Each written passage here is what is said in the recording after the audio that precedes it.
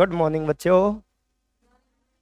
भाई बच्चों, चैप्टर का नाम है reaching the age of adolescence. Chapter का मतलब क्या है कि एक एज के बारे में बताएंगे इसमें। उस एज का नाम क्या है? एडोलसेंस। पहले सीखते हैं एडोलसेंस क्या है। ठीक है, देखो बच्चा कोई भी पैदा होता है, उसका क्या हुआ? बर्थ। जन्म के बाद बच्चा क्या होएगा? बड़ा होएगा। बड़े को हम क्या बोलते हैं? अडल्ट, है ना। और उसके बाद वो बूढ़ा होके उसकी क्या हो जाती है? डेथ हो जाती है। अडल्ट का मतलब क्या है? एक ऐसा इंसान जो कि अच्छे से डेवलप कर चुका है, जिसकी हड्डियां जितनी ग्रो करनी थी उतनी ग्रो कर गई, हाइट जितनी बढ़नी चाहिए थी उतनी बढ़ चुकी है, और वो रिप्रोड्यूस भी कर सकता है, बच्चे भी पैदा कर सकता है, अपनी सारी जिम्मेवारियां भी निभा सकता है। उसको क्या बोलते हैं? अडल्ट। और एक नवजात बच्चा, उसको यंग वन बोलते हैं, इन्फेंट बोलते हैं। बिल्कुल छोटा, आज पैदा होते हुए बिल्कुल नाजुक सा बच्चा है ना। वो बेचारा कुछ भी नहीं कर सकता। इन दोनों के बीच में एक ऐसा एज ग्रुप आता है जिसको एडोलसेंस बोलते हैं। ज्यादातर तुम उसी एज ग्रुप के बच्चे हो। एडोलसेंट होते हैं बच्चों 11 से लेके 19 साल की उम्र के बच्चों को क्या बोलते हैं? एडोलसेंट। ठीक है ना बात। ऐसे बच्चों को एडोलसेंट बोलते हैं। क्या बोलते हैं? या फिर टीनेज। इस उम्र का दूसरा नाम क्या है? टीनेज या टीनेजर्स बोलते हैं। ठीक है ना बात। यही वो एज ग्रुप है जिसके बाद आप बच्चों से क्या हो जाओगे? बड़े हो जाओगे, है ना। इसी एज ग्रुप में क्या आती है? प्यूबर्टी। क्या आएगी? प्यूबर्टी। अब बॉडी में किस किस प्रकार के चेंजेस आते हैं और सीखते हैं भाई। सबसे पहले बोलते हैं कि भाई इस उम्र में है ना बच्चा डेवलप कर जाता है और वो आगे चल के रिप्रोड्यूस कर पाएगा। क्या कर पाएगा? रिप्रोड्यूस। रिप्रोड्यूस करने के लिए है ना, नेचर ने दो प्रकार के मैकेनिज्म दिए, या तो ए सेक्सुअल रिप्रोडक्शन है या फिर सेक्सुअल रिप्रोडक्शन है, जिसमें सिर्फ और सिर्फ एक पेरेंट की आवश्यकता लगती है रिप्रोडक्शन के लिए, उसको तो बोलते हैं ए सेक्सुअल रिप्रोडक्शन। और जिसमें दो पेरेंट्स की आवश्यकता लगती है उसको क्या बोलते हैं? Sexual reproduction. भाई इतनी बात आई समझ में? सेक्सुअल रिप्रोडक्शन में कितने माँ बाप होते हैं? हमेशा दो। सेक्सुअल रिप्रोडक्शन में बच्चों स्पेशल टाइप की आपको सेल्स बनानी पड़ती हैं। क्या बनानी पड़ती हैं रिप्रोडक्शन के लिए? स्पेशल टाइप की सेल्स। इन्हीं सेल्स को हम बोलते हैं गैमेट्स। क्या बोलते हैं? गैमेट्स। कितने पेरेंट्स की आवश्यकता है सेक्सुअल रिप्रोडक्शन में? दो। तो गैमेट्स भी कितने टाइप के बनेंगे? दो। एक गैमेट को तो बोलते हैं बच्चों मेल गैमेट, दूसरे गैमेट को बोलते हैं, अगर इंसानों की बात करें मेल गैमेट का तो नाम है स्पर्म, और फीमेल गैमेट का नाम है एग या फिर ओव्यूल। अब ये जो गैमेट बनते हैं ना बच्चों, ये बनेंगे सेक्स ऑर्गन्स के अंदर। कहां पे? सेक्स ऑर्गन में भाई। सेक्स ऑर्गन है दो प्रकार के, एक को तो बोलते हैं प्राइमरी सेक्स ऑर्गन, एक का नाम है secondary sex organ. Primary sex organ वो है जो कि भाई गैमेट बना सकता है। क्या बना सकता है? जो ऑर्गन गैमेट बनाएगा ना उसी को क्या बोलोगे? Primary sex organ. जो सिर्फ रिप्रोडक्शन में हेल्प करता है, मदद करता है, उस सेक्स ऑर्गन का नाम क्या है? Secondary sex organ. Primary sex organ का दूसरा नाम है बच्चों गोनेड्स। क्या नाम है इनका? गोनेड्स। याद रह जाएगा। अब गैमेट कितने प्रकार के बनाने हैं? दो। स्पेशल टाइप की सेल्स भी कितनी बनानी है? दो। मेल की बॉडी में और फीमेल की बॉडी में। तो ये गोनेड्स या प्राइमरी सेक्स ऑर्गन भी कितने टाइप के मिलेंगे? दो टाइप के, एक तो मेल की बॉडी में और एक फीमेल की बॉडी में। ये और देखते हैं भाई। अब मेल की बॉडी में जो गोनेड है उसको बोलते हैं टेस्टिस। क्या बोलते हैं बच्चों? टेस्टिस। टेस्टिस को प्राइमरी सेक्स ऑर्गन बोलते हैं। क्यों बोलते हैं प्राइमरी सेक्स ऑर्गन भाई? क्योंकि ये क्या बना सकता है? गैमेट। क्या बना सकता है? गैमेट। प्राइमरी सेक्स ऑर्गन तो वही था ना जो क्या बना देगा? हाँ जी। और मेल की बॉडी में जो गैमेट बनता है उसका नाम क्या है? स्पर्म। टेस्टिकल्स स्पर्म तो बनाते हैं, उसके अलावा एक काम और करते हैं, ये है ना भाई हार्मोन भी बनाते हैं। क्या बनाते हैं? हार्मोन। हार्मोन्स को तुम ऐसे समझ सकते हो, ये है ना छोटे छोटे केमिकल्स होते हैं। क्या होते हैं? केमिकल्स। बहुत छोटी सी मात्रा में बनते हैं और बॉडी में बहुत सारे चेंजेस करवाते हैं। और वो केमिकल, वो हार्मोन जो कि टेस्टिस के अंदर बनता है, टेस्टिकल्स में बनता है, उसका नाम है टेस्टोस्टेरोन। क्या नाम उसका? टेस्टोस्टेरोन। इंसानों में मेल में दाढ़ी मूछें आती हैं, किसकी वजह से? टेस्टोस्टेरोन की वजह से। मेल की आवाज फीमेल की आवाज से अलग होती है, किसकी वजह से? टेस्टोस्टेरोन। मेल के डोले सोले बड़े होते हैं, है ना, हाइट थोड़ी बड़ी होती है, थोड़ा ताकतवर होता है, किस हार्मोन की वजह से? टेस्टोस्टेरोन की वजह से। तो टेस्टोस्टेरोन के फंक्शन आए समझ में? मेल को जो मेल जैसे बनाए वो कौन सा हार्मोन है? टेस्टोस्टेरोन। तो भाई टेस्टिकल्स जिनको आप प्राइमरी सेक्स ऑर्गन या गोनेड बोलते हो, कितने काम करता है मेल में? दो। एक तो क्या बनाएगा? स्पर्म। और दूसरा क्या बनाएगा? मेल सेक्स हार्मोन जिसका नाम क्या है? टेस्टोस्टेरोन। आई बात समझ? सेम ऐसे ही फीमेल के अंदर भी मिलेगा। मेल की बॉडी में जो गोनेड है, प्राइमरी सेक्स ऑर्गन है, उसका नाम क्या है? टेस्टिस। क्या नाम है? टेस्टिस।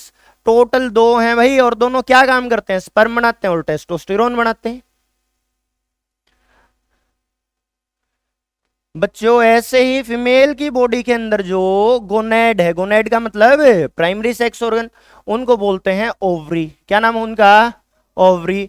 टोटल कितनी है ये भी? दो, है ना। और ये ओवरी भी भाई दो मेन काम करती हैं। एक तो गैमेट बनाएगी। क्या बनाएगी? इस गैमेट का नाम क्या है? एग या फिर ओवम। जैसे मेल की बॉडी में स्पर्म बनते हैं, फीमेल की बॉडी में क्या बनेंगे? एग। मेल की बॉडी में स्पर्म किसने बनाए? टेस्टिकल्स ने। ऐसे ही फीमेल की बॉडी में एग कौन बनाएंगे भाई? ओवरी। दूसरा काम ओवरी बनाती है एक सेक्स हार्मोन जिसका नाम है एस्ट्रोजन। क्या नाम है हार्मोन का? एस्ट्रोजन। इसके अलावा और भी कई सारे हार्मोन बनाते हैं। एक मेन हार्मोन है, याद रखेंगे, प्रोजेस्ट्रोन। क्या नाम है? प्रोजेस्ट्रोन। तो जो काम मेल के शरीर में टेस्टोस्टेरोन करता है, वैसा ही कुछ ना कुछ काम कौन करता है? एस्ट्रोजन। जैसे फीमेल्स को दाढ़ी मूछें आनी चाहिए या नहीं आनी चाहिए भाई? नहीं आती। क्यों नहीं आती? क्योंकि उनकी बॉडी में कौन सा हार्मोन है? एस्ट्रोजन। ठीक है ना बात? फीमेल की बॉडी में भाई आवाज कैसी करनी है? मेल्स जैसी है, फीमेल जैसी सॉफ्ट वॉइस, सॉफ्ट होनी चाहिए, थोड़ी सी मधुर आवाज बोलते हैं। वो किस हार्मोन की वजह से है? एस्ट्रोजन। मेमोरी ग्लैंड्स के डेवलपमेंट कौन करवाएगा? Estrogen. Female like body characters को कौन डेवलप करवाएगा? एस्ट्रोजन। बात आई समझ में? तो दोबारा फिर बताते हैं भाई, सेक्सुअल रिप्रोडक्शन के लिए आपको क्या बनाने पड़ते हैं?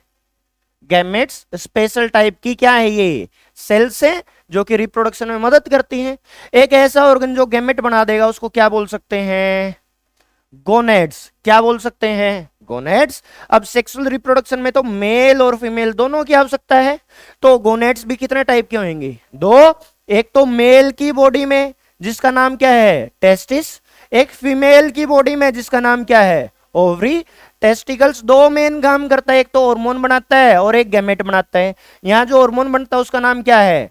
टेस्टोस्टेरोन। यहां जो गैमेट बनता है उसका नाम क्या है? स्पर्म। ऐसे ही फीमेल की बॉडी में जो गोनेड है उसका नाम है ओवरी। ये भी दो काम करती है, एक तो हार्मोन बनाती है और एक गैमेट बनाती है। हार्मोन का नाम क्या है? Main estrogen. और जो गैमेट बनता है बच्चों उसका नाम क्या है? एग। क्या है भाई बच्चों उसका नाम? एग। इतनी बात आई समझ में? अब अगली मेन चीज सीखते हैं जो इस चैप्टर के साथ लिंक करेगी। बोले भाई एक बच्चा आज पैदा हुआ है, ये एक छोटा सा बच्चा है, ठीक है, ये तो है मेल बच्चा और ये है फीमेल बच्चा। दो बच्चे पैदा हुए हैं, आज ही इनका जन्म हुआ, आज ही। इनकी बॉडी में क्या ओवरी और टेस्टिस प्रेजेंट है जन्म से या एब्सेंट है?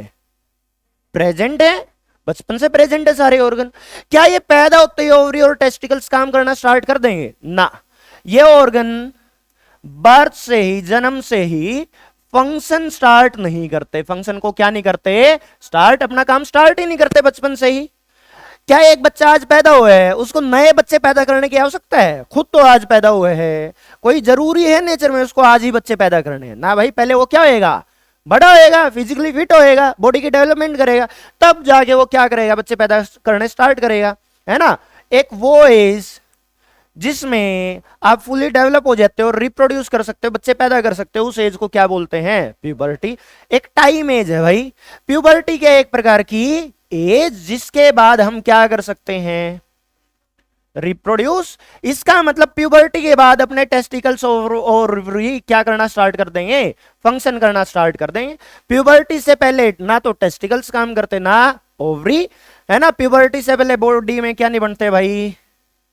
गैमेट नहीं बनते, ना स्पर्म बनते ना एग बनते।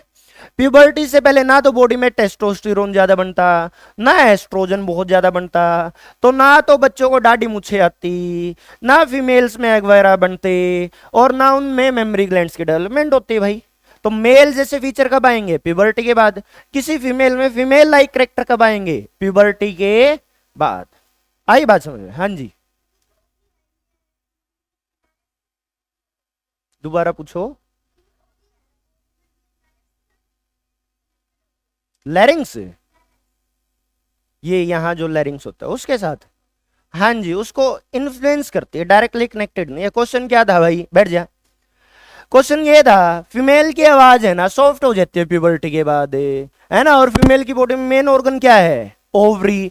तो क्या ओवरी जो कि पेट में है और लैरिंग्स जो आवाज पैदा करता है वो गले में, दोनों आपस में कनेक्टेड है? डायरेक्टली कनेक्टेड नहीं है। ओवरी एक हार्मोन बनाते हैं जिसका नाम क्या है? एस्ट्रोजन। एस्ट्रोजन बाकी हार्मोन्स को कंट्रोल करेगा, जिसकी वजह से लैरिंग्स की डेवलपमेंट अलग प्रकार से हो पाएगी, और फीमेल्स की आवाज थोड़ी अलग हो जाती है और मेल्स की आवाज थोड़ी सी अलग। ये आवाज में है ना बच्चों, मेन चीज होती है पिच। क्या बोलते हैं? पिच।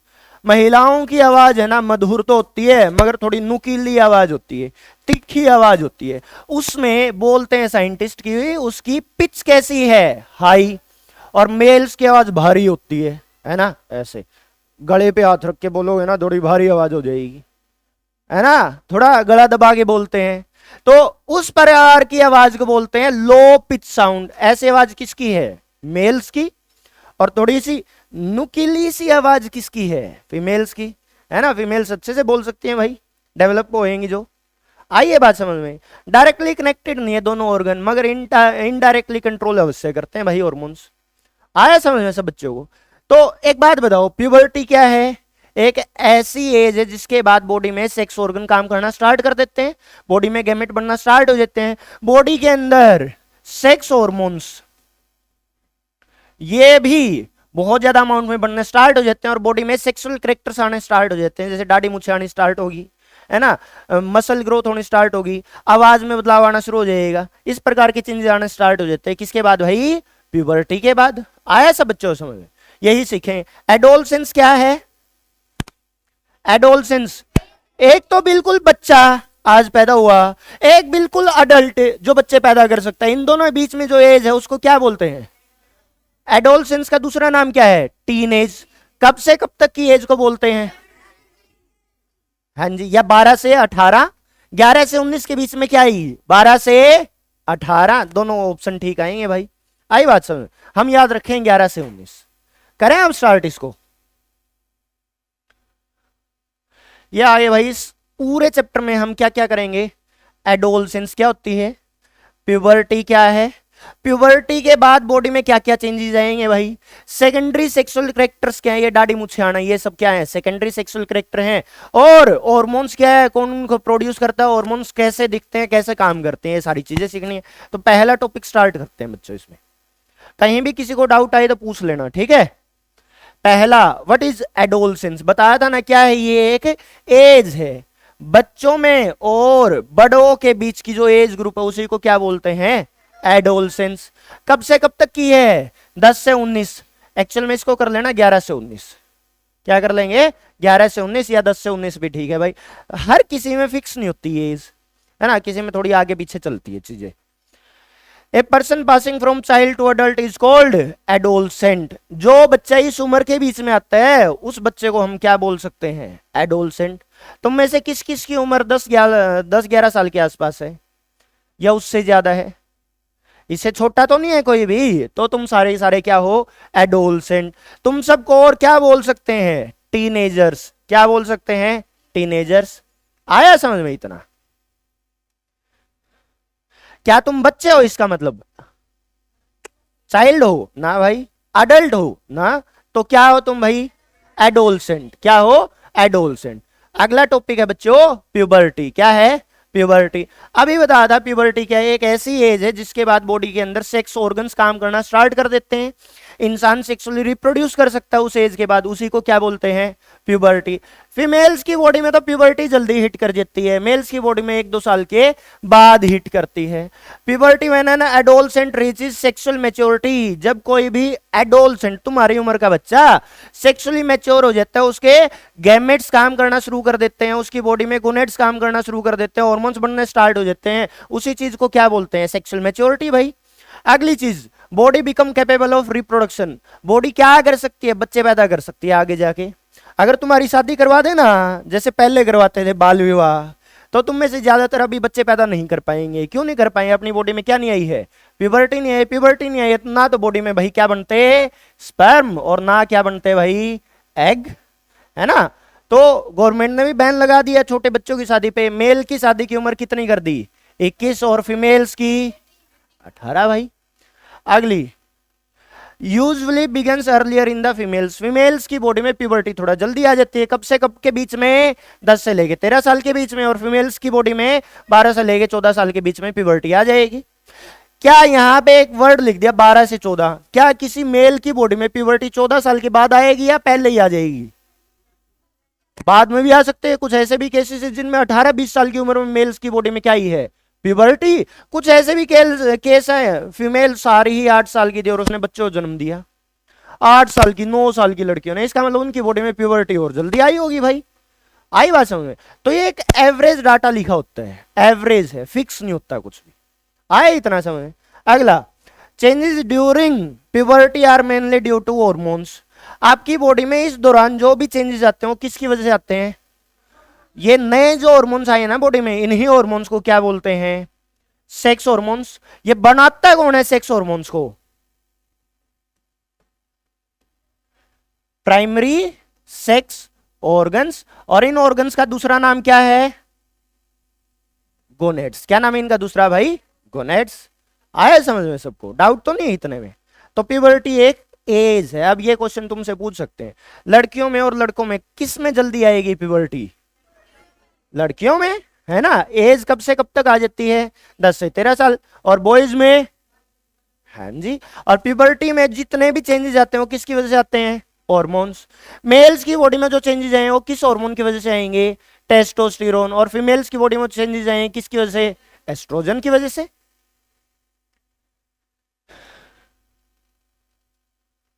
खुल जाओ, खुल जाओ।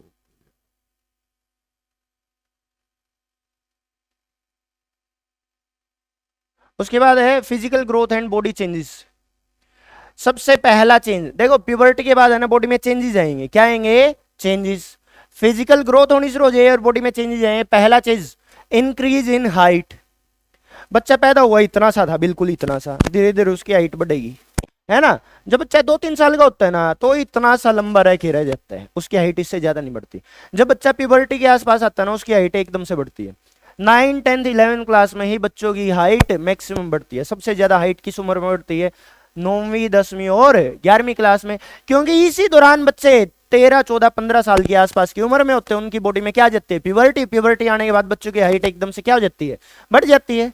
आमतौर पे लड़कियों में हाइट जल्दी बढ़ती है क्योंकि लड़कियों में प्यूबर्टी भी जल्दी आई थी, और लड़कों में थोड़ा धीरे बढ़ती है। और मैक्सिमम हाइट 18 साल तक बढ़ जाती है, जितनी बढ़नी होती है भाई। हाँ जी, इसका नेचर भाई, इसका बैठ जा, इसका कारण है मेन कि बॉडी ने है ना या नेचर ने आपके अंदर डीएनए इस प्रकार का डाला है। मेरी हाइट को कौन कंट्रोल करता है, डीएनए। मेरा स्किन कलर किसकी वजह से है, डीएनए। तो जितनी भी इंफॉर्मेशन है वो सारी डीएनए के पास है। नेचर ने क्या किया, फीमेल्स की बॉडी में इस प्रकार का डीएनए एडजस्ट कर रखा है कि उसकी बॉडी में जल्दी आ जाती है। मेल की बॉडी में थोड़ा सा डीएनए में अलग डिफरेंस है तो उसकी बॉडी में थोड़ा सा लेट आती है। तो मेन वजह किसके ऊपर आएगी, डीएनए के ऊपर। इतनी बात आई समझ में भाई। और जितनी भी हमको हाइट खींचनी होती है, हम लगभग कितनी साल की उम्र तक खींच लेते हैं, 18। वैसे साइंटिस्ट मानते हैं 21 साल की उम्र तक भी हाइट बढ़ सकती है। हाइट बढ़ाने के लिए क्या करना होता है, अच्छी डाइट खाओ, फिजिकल एक्टिविटी करो, और वो ऊपर लटकने का डंडा होता है उसको पकड़ के ऐसे लटके, ऐसे बोलते हैं हाइट बढ़ जाती है। बास्केटबॉल खेलने से भी क्या हो जाती है, हाइट बढ़ जाती है। अब मेरे माँ बाप दोनों ही बोने हैं, मैं कितना ही खेल लूं, कितनी अच्छी डाइट ले लूं, कितना ही लटक लूं, क्या मैं और ज्यादा लंबा हो पाऊंगा, 1-2 इंच का तो फर्क आ जाएगा, मगर मैं बहुत ज्यादा लंबा तो नहीं हो पाऊंगा। इसका मतलब माँ बाप ने मेरे अंदर कुछ ना कुछ ऐसी चीज ट्रांसफर करी है जिससे मेरी हाइट को कंट्रोल किया जाता है, उसको बोलते हैं बच्चों जीन। क्या बोलते हैं? जीन। तो वही हाइट डिपेंड करती है किसके ऊपर भी? माँ बाप की जीन्स के ऊपर भी। माँ बाप लंबे थे तो बच्चे आमतौर पे लंबे होते हैं, माँ बाप छोटे थे तो बच्चे भी आमतौर पे कैसे हैं? छोटे। मगर फिजिकल एक्टिविटी से, अच्छी डाइट से, अच्छी खुराक पानी खाएंगे ना, अच्छी फिजिकल एक्टिविटी करेंगे, हाइट हल्की फुल्की अपनी क्या हो सकती है? इंक्रीज हो सकती है 1, 2, 3, 4 इंच तक। आया समझ में सबको? Changes in the body shape. Body shape में क्या है भाई? हाथों पैरों की लंबाई बढ़ जाएगी, मेल की बॉडी में दाढ़ी मुछें आनी शुरू हो जाएंगी। फीमेल की बॉडी में है ना भाई, मेमोरी ग्लैंड्स की डेवलपमेंट हो जाएगी, ताकि आगे चल के जब वो फीमेल प्रेग्नेंट हो और बच्चों को जन्म दे तो अपने बच्चे को मिल्क पे फीड करवाना है ना, तो उसके लिए मेमोरी ग्लैंड्स की भी डेवलपमेंट जरूरी है। और मेल्स की बॉडी में हाइट के साथ साथ मस्कुलर ग्रोथ भी ज्यादा होएगी, मसल्स मास ज्यादा आएगा, क्योंकि परिवार की सुरक्षा करने की जिम्मेवारी पहले नेचर में किसके ऊपर थी? आज के टाइम पे तो दोनों बराबर है। पहले इंसान जंगलों में रहता था, वहां कोई भालू आ जाता, कोई दुश्मन आ जाता, तो लड़ने के लिए आगे कौन आता था? मेल। तो लड़ना है अपने परिवार की रक्षा करनी, तो मसल मास क्या होना चाहिए? ज्यादा। तो मसल डेवलपमेंट मेल में ज्यादा होएगी। दूसरी चीज, दाढ़ी मूछें किस में आएंगी? मेल में आएंगी। हाइट ज्यादा किसकी कर रखी है? मेल की कर रखी है, ताकि वो फिजिकली ज्यादा फिट हो सके और अपने परिवार की सुरक्षा कर सके। वहीं फीमेल्स का मेन काम था पहले टाइम पे कि भाई अपने परिवार को आगे कंटिन्यू रखे, बच्चे पैदा करे, बच्चे पैदा करिए तो भाई उसके बाद बच्चों को फीड भी करवाना था, मिल्क पिलाना था भाई, उसके लिए फीमेल्स की बॉडी में मेमोरी ग्लैंड्स की डेवलपमेंट भी करवानी जरूरी थी। ये सब चेंजेस कब आएंगे? प्यूबर्टी के बाद। मेल की आवाज की पिच कैसी हो जाती है? लो। और फीमेल्स की वॉइस की पिच कैसी हो जाती है? हाई। ये सब चेंज कब आएंगे? प्यूबर्टी के बाद भाई। चेंज इन वॉइस, बॉयज की वॉइस तो हो जाती है डीपर, है ना, और पिच कैसी हो जाती है? लो। फीमेल्स की वॉइस कैसी हो जाती है? हाई पिच हो जाती है भाई। और मेल्स में है ना, यहाँ पे है ना, मेरे तो है नहीं इतना अच्छा सा, बाहर की तरफ एक हिस्सा निकला होता है, उसको एडम सेप्पल बोलते हैं। क्या बोलते हैं? एडम सेप्पल, है ना। यहाँ पे कार्टिलेज होता है, लैरिंग्स की वजह से वो आगे की तरफ निकल जाता है। कई में बहुत अच्छे से दिखता है, जो थोड़े से मोटे हो जाते हैं, चर्बी जम जाती है, उनकी गर्दन के ऊपर फैट जम जाता है, वो दिखता नहीं, फिर कम दिखता है। तो मेल्स में एडम सेप्पल ज्यादा विजिबल होते हैं। एडम सेप्पल का मतलब क्या है भाई? ये रिप्रेजेंट करता है आपका लैरिंग्स अच्छे से क्या कर गया? ग्रो कर गया। In the boys the growing लैरिंग्स from the Adam sepal. लैरिंग्स boys में क्या बना लेता है? Adam sepal. आई बात समझ में? Development of sex organs.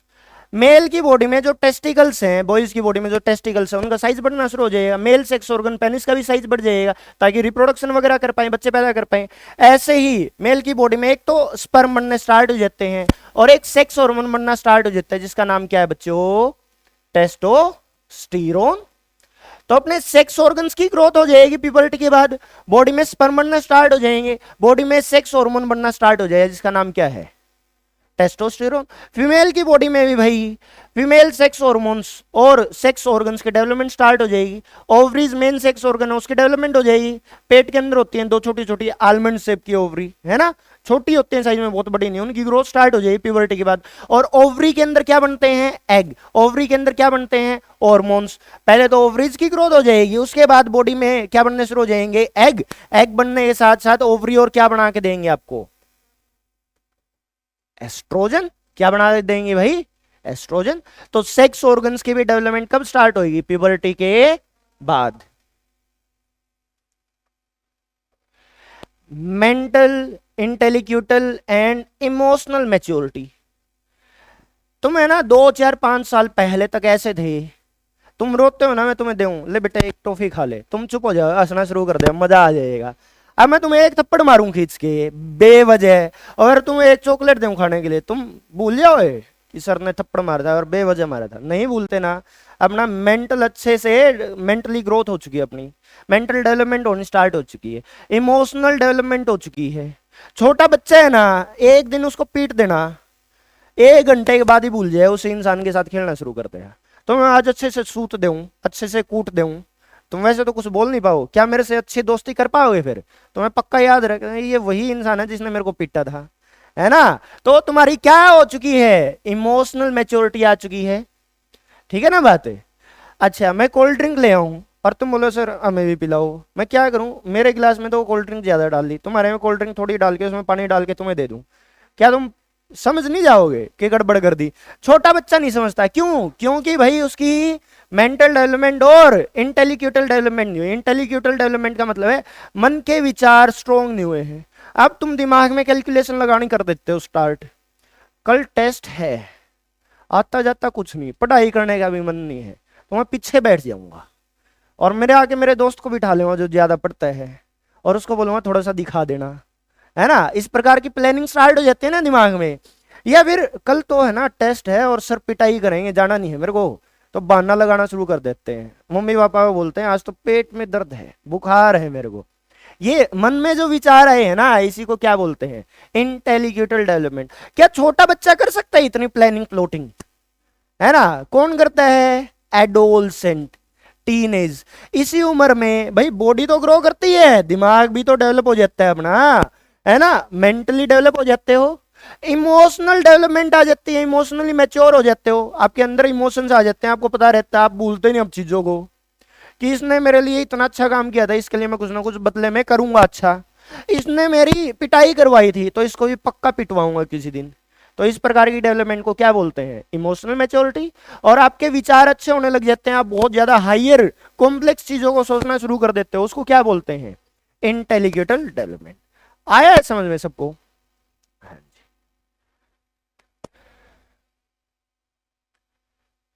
Sweat, sebaceous gland and skin.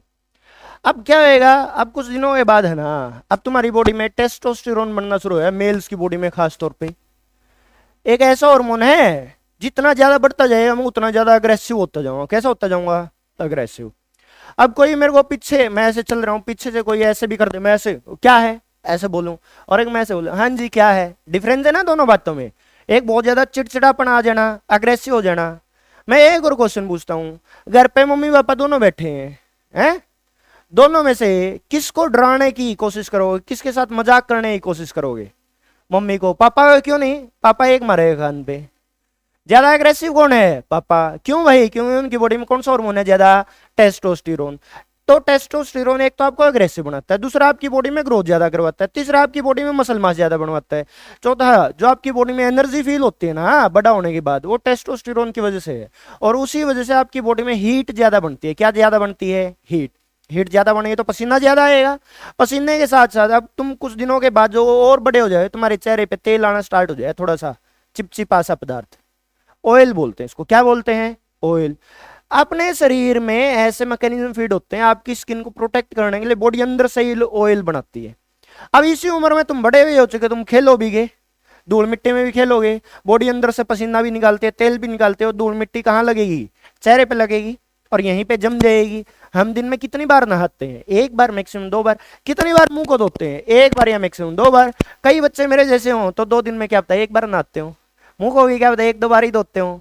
तो उनकी बॉडी पे ये जो पसीना बनाती है ना, छोटी छोटी ग्लैंड्स होते हैं, छोटे छोटे सुराग होते हैं, उनमें क्या अटक जाएंगे भाई? Dust particle. यहाँ रास्ता ब्लो हो या अंदर से पसीना आने की कोशिश करे, इन्फेक्शन हो जाए, बैक्टीरिया और आ जाए तो पिंपल्स होने स्टार्ट हो जाए। क्या होने स्टार्ट हो जाएंगे? प्यूबर्टी के बाद बॉडी ज्यादा पसीना बनाना स्टार्ट करती है, बॉडी ज्यादा ऑयल बनाना स्टार्ट करती है, चेहरे पे और सिर में ऑयल आना स्टार्ट हो जाते हैं, बॉडी के ऊपर चेहरे पे खास तौर पे पिंपल्स आने स्टार्ट हो जाते हैं। क्यों? क्योंकि हम है ना ज्यादा साफ सफाई नहीं रखते, मुंह को बार बार क्लीन नहीं करते। उससे क्या होगा, अपने जो पोर्स है उनमें है ना डस्ट पार्टिकल और बैक्टीरिया इकट्ठे हो जाते हैं और इन्फेक्शन पैदा कर देते हैं, जिससे क्या आने स्टार्ट हो जाए प्यूबर्टी के बाद? पिंपल्स। तुम में से है किसी को चेहरे पे फुंसियां, पिंपल्स, है ना? इसमें प्यूबर्टी आ गई होगी, इसमें भी आ गई होगी। और कई बार ये जो पिंपल्स है ना, छोटे छोटे जो फुंसी होती हैं, वैसे बैक्टीरियल इन्फेक्शन की वजह से भी हो जाती हैं। वो पिंपल्स प्यूबर्टी में काफी बड़े होते हैं, इतने बड़े बड़े से कई बार तो वो अलग होते हैं। ये छोटी मोटी क्या पता मच्छर काट जाए 5-6 तब भी हो जाएंगे, कोई चींटी वगैरह काट जाए रिएक्शन हो जाए, कोई मक्खी मच्छर काट जाए तब हो जाएगा, किसी और कारण से भी हो सकता है ना? मगर एक बात कंफर्म है भाई, प्यूबर्टी के बाद एक तो पसीना ज्यादा आएगा। सिबेसियस ग्लैंड का मतलब है ऑयल बनाने वाली ग्लैंड।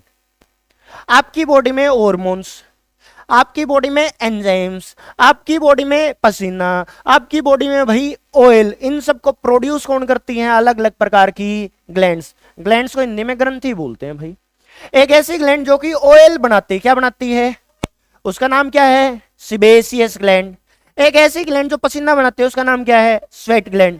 महिलाओं में, माताओं में, जो प्रेग्नेंट महिला जो बच्चा को जन्म देगी, उसकी बॉडी में जो मिल्क बनाएगी, उसका नाम क्या है, मेमरी ग्लैंड। भाई क्या नाम उसका, मेमरी ग्लैंड। ठीक है ना बात। तो ये सब चेंजेस आने स्टार्ट हो जाएंगे। अगला टॉपिक है बच्चों सेकेंडरी सेक्सुअल कैरेक्टर्स। क्या है, सेकेंडरी सेक्सुअल कैरेक्टर्स।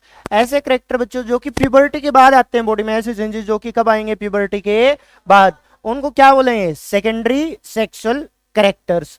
और प्यूबर्टी के बाद ये जो कैरेक्टर्स आए इनको कंट्रोल कौन करते हैं, पक्का हॉर्मोन्स।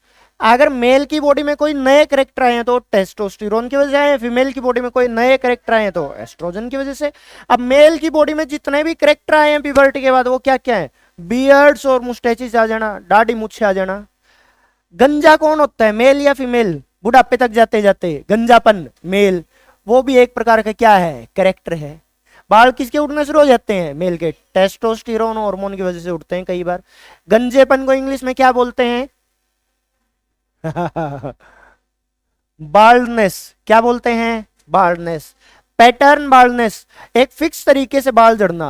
बाल तो मेल के भी झड़ते हैं, फीमेल के भी झड़ते हैं, मगर कोई भी बूढ़ी दादी नानी आपको गंजी नहीं नजर आएगी। और बूढ़ा दादा और नाना हर कोई गंजा नजर आ जाता है। उसकी वजह क्या है, टेस्टोस्टेरोन भाई, है ना। मसल मास ज्यादा होना, हाइट ज्यादा होना, आवाज में चेंजेस आना, नेचर से अग्रेसिव होना, स्पर्म्स की डेवलपमेंट वगैरह करवाना, ये सारे चेंजेस किस में आए हैं, मेल्स में या फिर बॉयज में भाई, है ना। एडम्स एप्पल्स का डेवलपमेंट हो जाना, आई बात समझ। ये सारे क्या हैं, सेकेंडरी सेक्सुअल कैरेक्टर हैं जो कि किसके बाद आए हैं, प्यूबर्टी के बाद। किसके अंदर, मेल में या फिर बॉयज में। ऐसे ही फीमेल्स की बॉडी में भी आएंगे भाई सेकेंडरी सेक्सुअल कैरेक्टर। इनको भी कंट्रोल पक्का कौन करेगा, हॉर्मोन्स। कौन से हॉर्मोन्स भाई, एस्ट्रोजन। कब आएंगे ये चेंजेस, प्यूबर्टी के बाद, 10 से 12 साल की उम्र के बाद कुछ नए कैरेक्टर अपीयर हो जाएंगे, जैसे hairs in underarms and pelvic region के आसपास हेयर्स की ग्रोथ बढ़ जाएगी। दूसरा, मेमोरी ग्लैंड्स की डेवलपमेंट बढ़ जाएगी, हाइट ज्यादा ना हो पाना, मसल मास ज्यादा ना बन पाना, आवाज का कैसा हो जाना, सॉफ्ट हो जाना, हाई पिच हो जाना। कैसा हो जाना, हाई पिच हो जाना। ये सब किसके अंदर है चेंजेस, फीमेल्स के अंदर। किसमें, फीमेल्स में भाई। अगला है बच्चों अपना topic hormones, the key to puberty. पता चला ये जो प्यूबर्टी है ना, इसको तो कंट्रोल ही कौन करते हैं, हॉर्मोन्स। अज्यूम करो मैं 8-9 साल का बच्चा हूं और मेरी बॉडी में है ना कुछ ऐसी दिक्कत आ जाए जिसकी वजह से मेरे दिमाग में एक छोटा सा ऑर्गन होता है जिसको हाइपोथैलेमस बोलते हैं, वो मेरी बॉडी के सारे हॉर्मोन्स को कंट्रोल करता है। एक पिट्यूटरी ग्लैंड है, वो मेरी बॉडी के सारे हॉर्मोन्स को कंट्रोल करती है। अगर उसमें कुछ दिक्कत आ गई ना तो मेरी बॉडी में क्या होता है, प्यूबर्टी ना आए कभी भी। क्या ना आए, प्यूबर्टी। तो भाई हॉर्मोन्स ऐसी चीज है जो आपकी बॉडी को बहुत अच्छे से कंट्रोल करता है। अगर हॉर्मोन्स नहीं है तो क्या नहीं आ सकती, प्यूबर्टी नहीं आ सकती। हॉर्मोन्स कम ज्यादा हुए तो हम पागल भी हो सकते हैं, बहुत ज्यादा गुस्सैल भी हो सकते हैं, डिप्रेशन में भी जा सकते हैं और बेवजह हंसना भी शुरू कर सकते हैं। ये सब चीजें कौन कंट्रोल करता है, हॉर्मोन्स। आई बात समझ में। तो puberty involves major hormonal changes. Puberty के बाद आपकी बॉडी में बहुत सारे हॉर्मोन्स का लेवल चेंज हो जाते हैं। दूसरी बात, hormones control many physical and emotional changes. Hormones आपकी बॉडी में फिजिकल चीजों को भी कंट्रोल करता है और आपके इमोशंस को भी कंट्रोल करता है।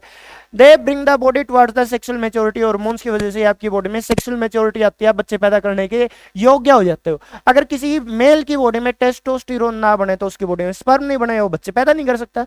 किसी फीमेल की बॉडी में अगर एस्ट्रोजन ना बने तो उस फीमेल की बॉडी में एग नहीं बनेगा, वो भी बच्चे पैदा नहीं कर पाई। तो हॉर्मोन्स ही क्या करते हैं, सेक्सुअल मैच्योरिटी लेके आते हैं।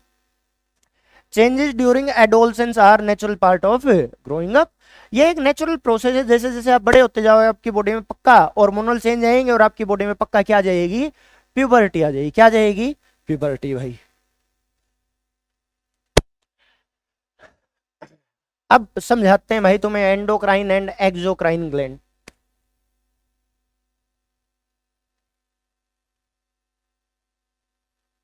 देखो सबसे पहले सीखेंगे भाई हॉर्मोन्स का मतलब क्या है।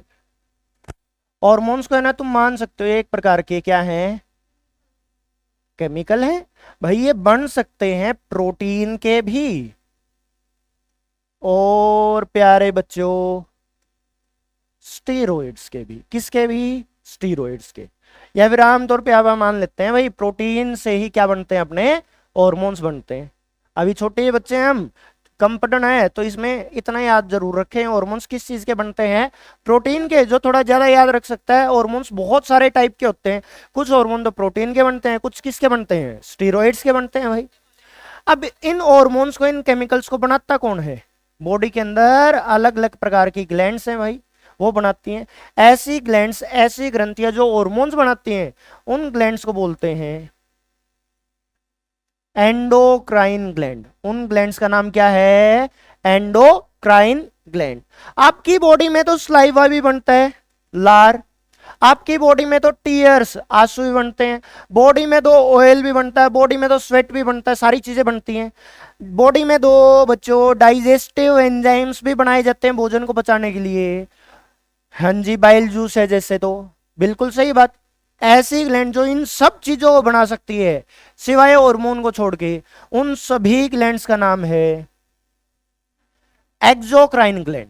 क्या बोलते हैं उसको, हाँ जी, दो वर्ड याद रखें, जो सिर्फ और सिर्फ क्या बनाएगी, हार्मोन बनाएगी। क्या बनाएगी, हाँ जी, उस ग्लैंड का तो नाम क्या है, एंडोक्राइन। जो हार्मोन को छोड़ के बाकी सारी चीजें बना सकते हैं, उस ग्लैंड का नाम क्या है, एक्सोक्राइन। बॉडी की सबसे बड़ी ग्लैंड का नाम पता है क्या है, लीवर। तो बताओ, लीवर हार्मोन नहीं बनाता, क्या नहीं बनाता, हार्मोन। हार्मोन नहीं बनाता, वो बाइल बनाता है। बाइल एक प्रकार का एंजाइम है। तो लीवर एंडोक्राइन ग्लैंड है या एक्सोक्राइन ग्लैंड है, हाँ जी। टेस्टिस हार्मोन्स बनाते हैं, तो कैसी ग्लैंड है, टेस्टिकल्स, एंडोक्राइन, जो हार्मोन बनाए हो एंडोक्राइन। ओवरी हार्मोन बनाती है एस्ट्रोजन नाम का, तो कैसी ग्लैंड है, एंडोक्राइन। जो ग्लैंड क्या बना सकती है, हार्मोन, वो एंडोक्राइन। और जो हार्मोन ना बना सके भाई, वो एक्सोक्राइन। वो क्या है, एक्सोक्राइन। इतना आ गया समझ में। अब पढ़ते हैं भाई इनको। Exocrine gland release secretion through duct. इनके पास एक लंबी सी डक्ट होती है, स्ट्रक्चर दिखाते हैं इनकी, देखो। बोले देखो, शरीर के अंदर कहीं पे इस प्रकार की एक ग्लैंड है छोटी सी, इसके अंदर कोई मटेरियल बनाया, हार्मोन भी हो सकता है, कुछ भी हो सकता है, एक्स वाई जेड नाम का कुछ बनाया है इसने। ये पूरी बड़ी तो क्या है, एक ग्लैंड है भाई।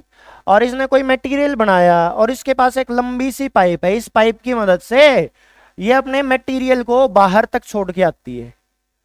कहीं बाहर छोड़ देगी, खुद तो कहीं अंदर बैठी हुई है, छोड़ेगी कहीं बाहर। पसीना कहाँ आता है, स्किन के ऊपर। बनता कहाँ है, स्किन के नीचे। स्किन के नीचे ग्लैंड है, एक पाइप की मदद से। इस पाइप को हम बोल सकते हैं डक्ट। बायोलॉजी में पाइप को क्या बोल सकते हैं, एक ग्लैंड जिसने स्वेट बनाया, पसीना बनाया, बनाया तो स्किन के नीचे, मगर पसीना आया कहाँ है, स्किन के ऊपर। ये बाहर स्किन मान सकते हो तुम, यहां पसीना इकट्ठा हो जाएगा। अब स्किन, पसीना कहाँ दिखता है, स्किन के ऊपर। ऐसी कोई दूसरी ग्लैंड हो सकती है जो क्या बनाती हो, ऑयल। ऑयल बनता तो स्किन के नीचे है, आता कहाँ है, स्किन के बाहर। किसकी मदद से, एक लंबी सी पाइप की मदद से। तो जिस ग्लैंड के पास एक पाइप है, उसके पास मतलब क्या है, एक डक्ट है। उस डक्ट की मदद से वो अपने मटेरियल को अपने ही आसपास रिलीज कर रही है, कहीं दूर छोड़ के आ सकती है, दूर बाहर छोड़ के आ सकती है। बाहर के लिए वर्ड देखो, एक तो वर्ड है बच्चों एक्सो, एक वर्ड है एंडो। बाहर के लिए कौन सा सुटेबल वर्ड है, एक्सो। एंडो का मतलब तो अंदर, एक्सो का मतलब बाहर। एक ऐसी ग्लैंड जो अपना मटेरियल बना के कहीं बाहर छोड़ के आएगी, कहीं दूर छोड़ के आएगी, उस ग्लैंड का नाम क्या रख दिया जाएगा, एक्सोक्राइन। क्या एक्सोक्राइन ग्लैंड के पास कोई डक्ट है, बिल्कुल है। दूसरी ग्लैंड इससे उल्टी, अपोजिट। ठीक है भाई, एक मिनट, इसको साफ कर लेते हैं। दूसरी ग्लैंड है इससे बिल्कुल अपोजिट, ये दूसरी ग्लैंड। इसने भी कुछ ना कुछ बनाया, मगर इसके पास डक्ट नहीं है, कोई पाइप नहीं है, डक्ट नहीं है। ये अपने मटेरियल को कहीं दूर नहीं छोड़ के आ सकती, तो ये बनाएगी कुछ ना कुछ, और बना के पता कहाँ डाल देगी, आसपास। ब्लड होता है ना, जो क्या होता है, ब्लड। अपने मटेरियल को डायरेक्टली ब्लड में डाल देती है। तो बॉडी के अंदर ही डाल दिया इसने, तो मटेरियल अपने ही आसपास डाल दिया। तो इसके लिए वर्ड एक्सो यूज करोगे या एंडो, एंडो। ऐसे ग्लैंड का नाम क्या रख दिया जाएगा, एंडोक्राइन ग्लैंड भाई। एंडोक्राइन ग्लैंड के पास पक्का क्या नहीं मिलती? इससे पहले थी एक्सोक्राइन ग्लैंड, इनके पास पक्का क्या प्रेजेंट थी? एक डक्ट। तो एंडोक्राइन ग्लैंड का दूसरा नाम है डक्टलेस ग्लैंड। क्या नाम है इनका? एक ऐसी ग्लैंड जिसके पास डक्ट ना हो, अपने मटेरियल को अपने आसपास या डायरेक्टली ब्लड में डालती हो, उसको क्या बोलते हैं? डक्टलेस ग्लैंड या एंडोक्राइन ग्लैंड। ऐसी ग्लैंड सिर्फ क्या बनाती हैं? हॉर्मोन्स। और ऐसी ग्लैंड क्या बनाती हैं? हॉर्मोन्स को छोड़ के बाकी सब बना देगी। स्लाइवा बना देगी, टीयर्स बना देगी, ऑयल बना देगी, स्वेट बना देगी, डाइजेस्टिव एंजाइम्स बना देगी। क्या बना देगी? बहुत सारे एंजाइम्स। आया समझ में? तो अब दोबारा देखते हैं वही क्या क्या लिख रखे हैं। बोले भाई एक्सोक्राइन ग्लैंड्स अपने सिक्रीशन को रिलीज करते हैं किसकी मदद से?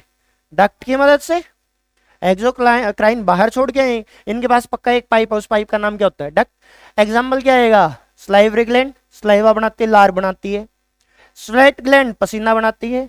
सिबेसियस ग्लैंड क्या बनाती है? ऑयल। ठीक है ना बात? एंडोक्राइन ग्लैंड इनके पास क्या नहीं है? डक्ट नहीं है, पाइप नहीं है, तो अपने मटेरियल को कहां रिलीज कर सकती हैं?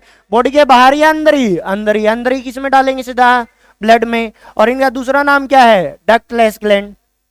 रिलीज हॉर्मोन्स, देखो ये रिलीज करती है हॉर्मोन्स, क्यों? ये बनाते भी क्या है? सिर्फ हॉर्मोन्स। एंडोक्राइन ग्लैंड सिर्फ और सिर्फ हॉर्मोन्स बनाती है, तो लिख दिया release hormone directly into the blood. क्यों? इनके पास क्या नहीं है बच्चों?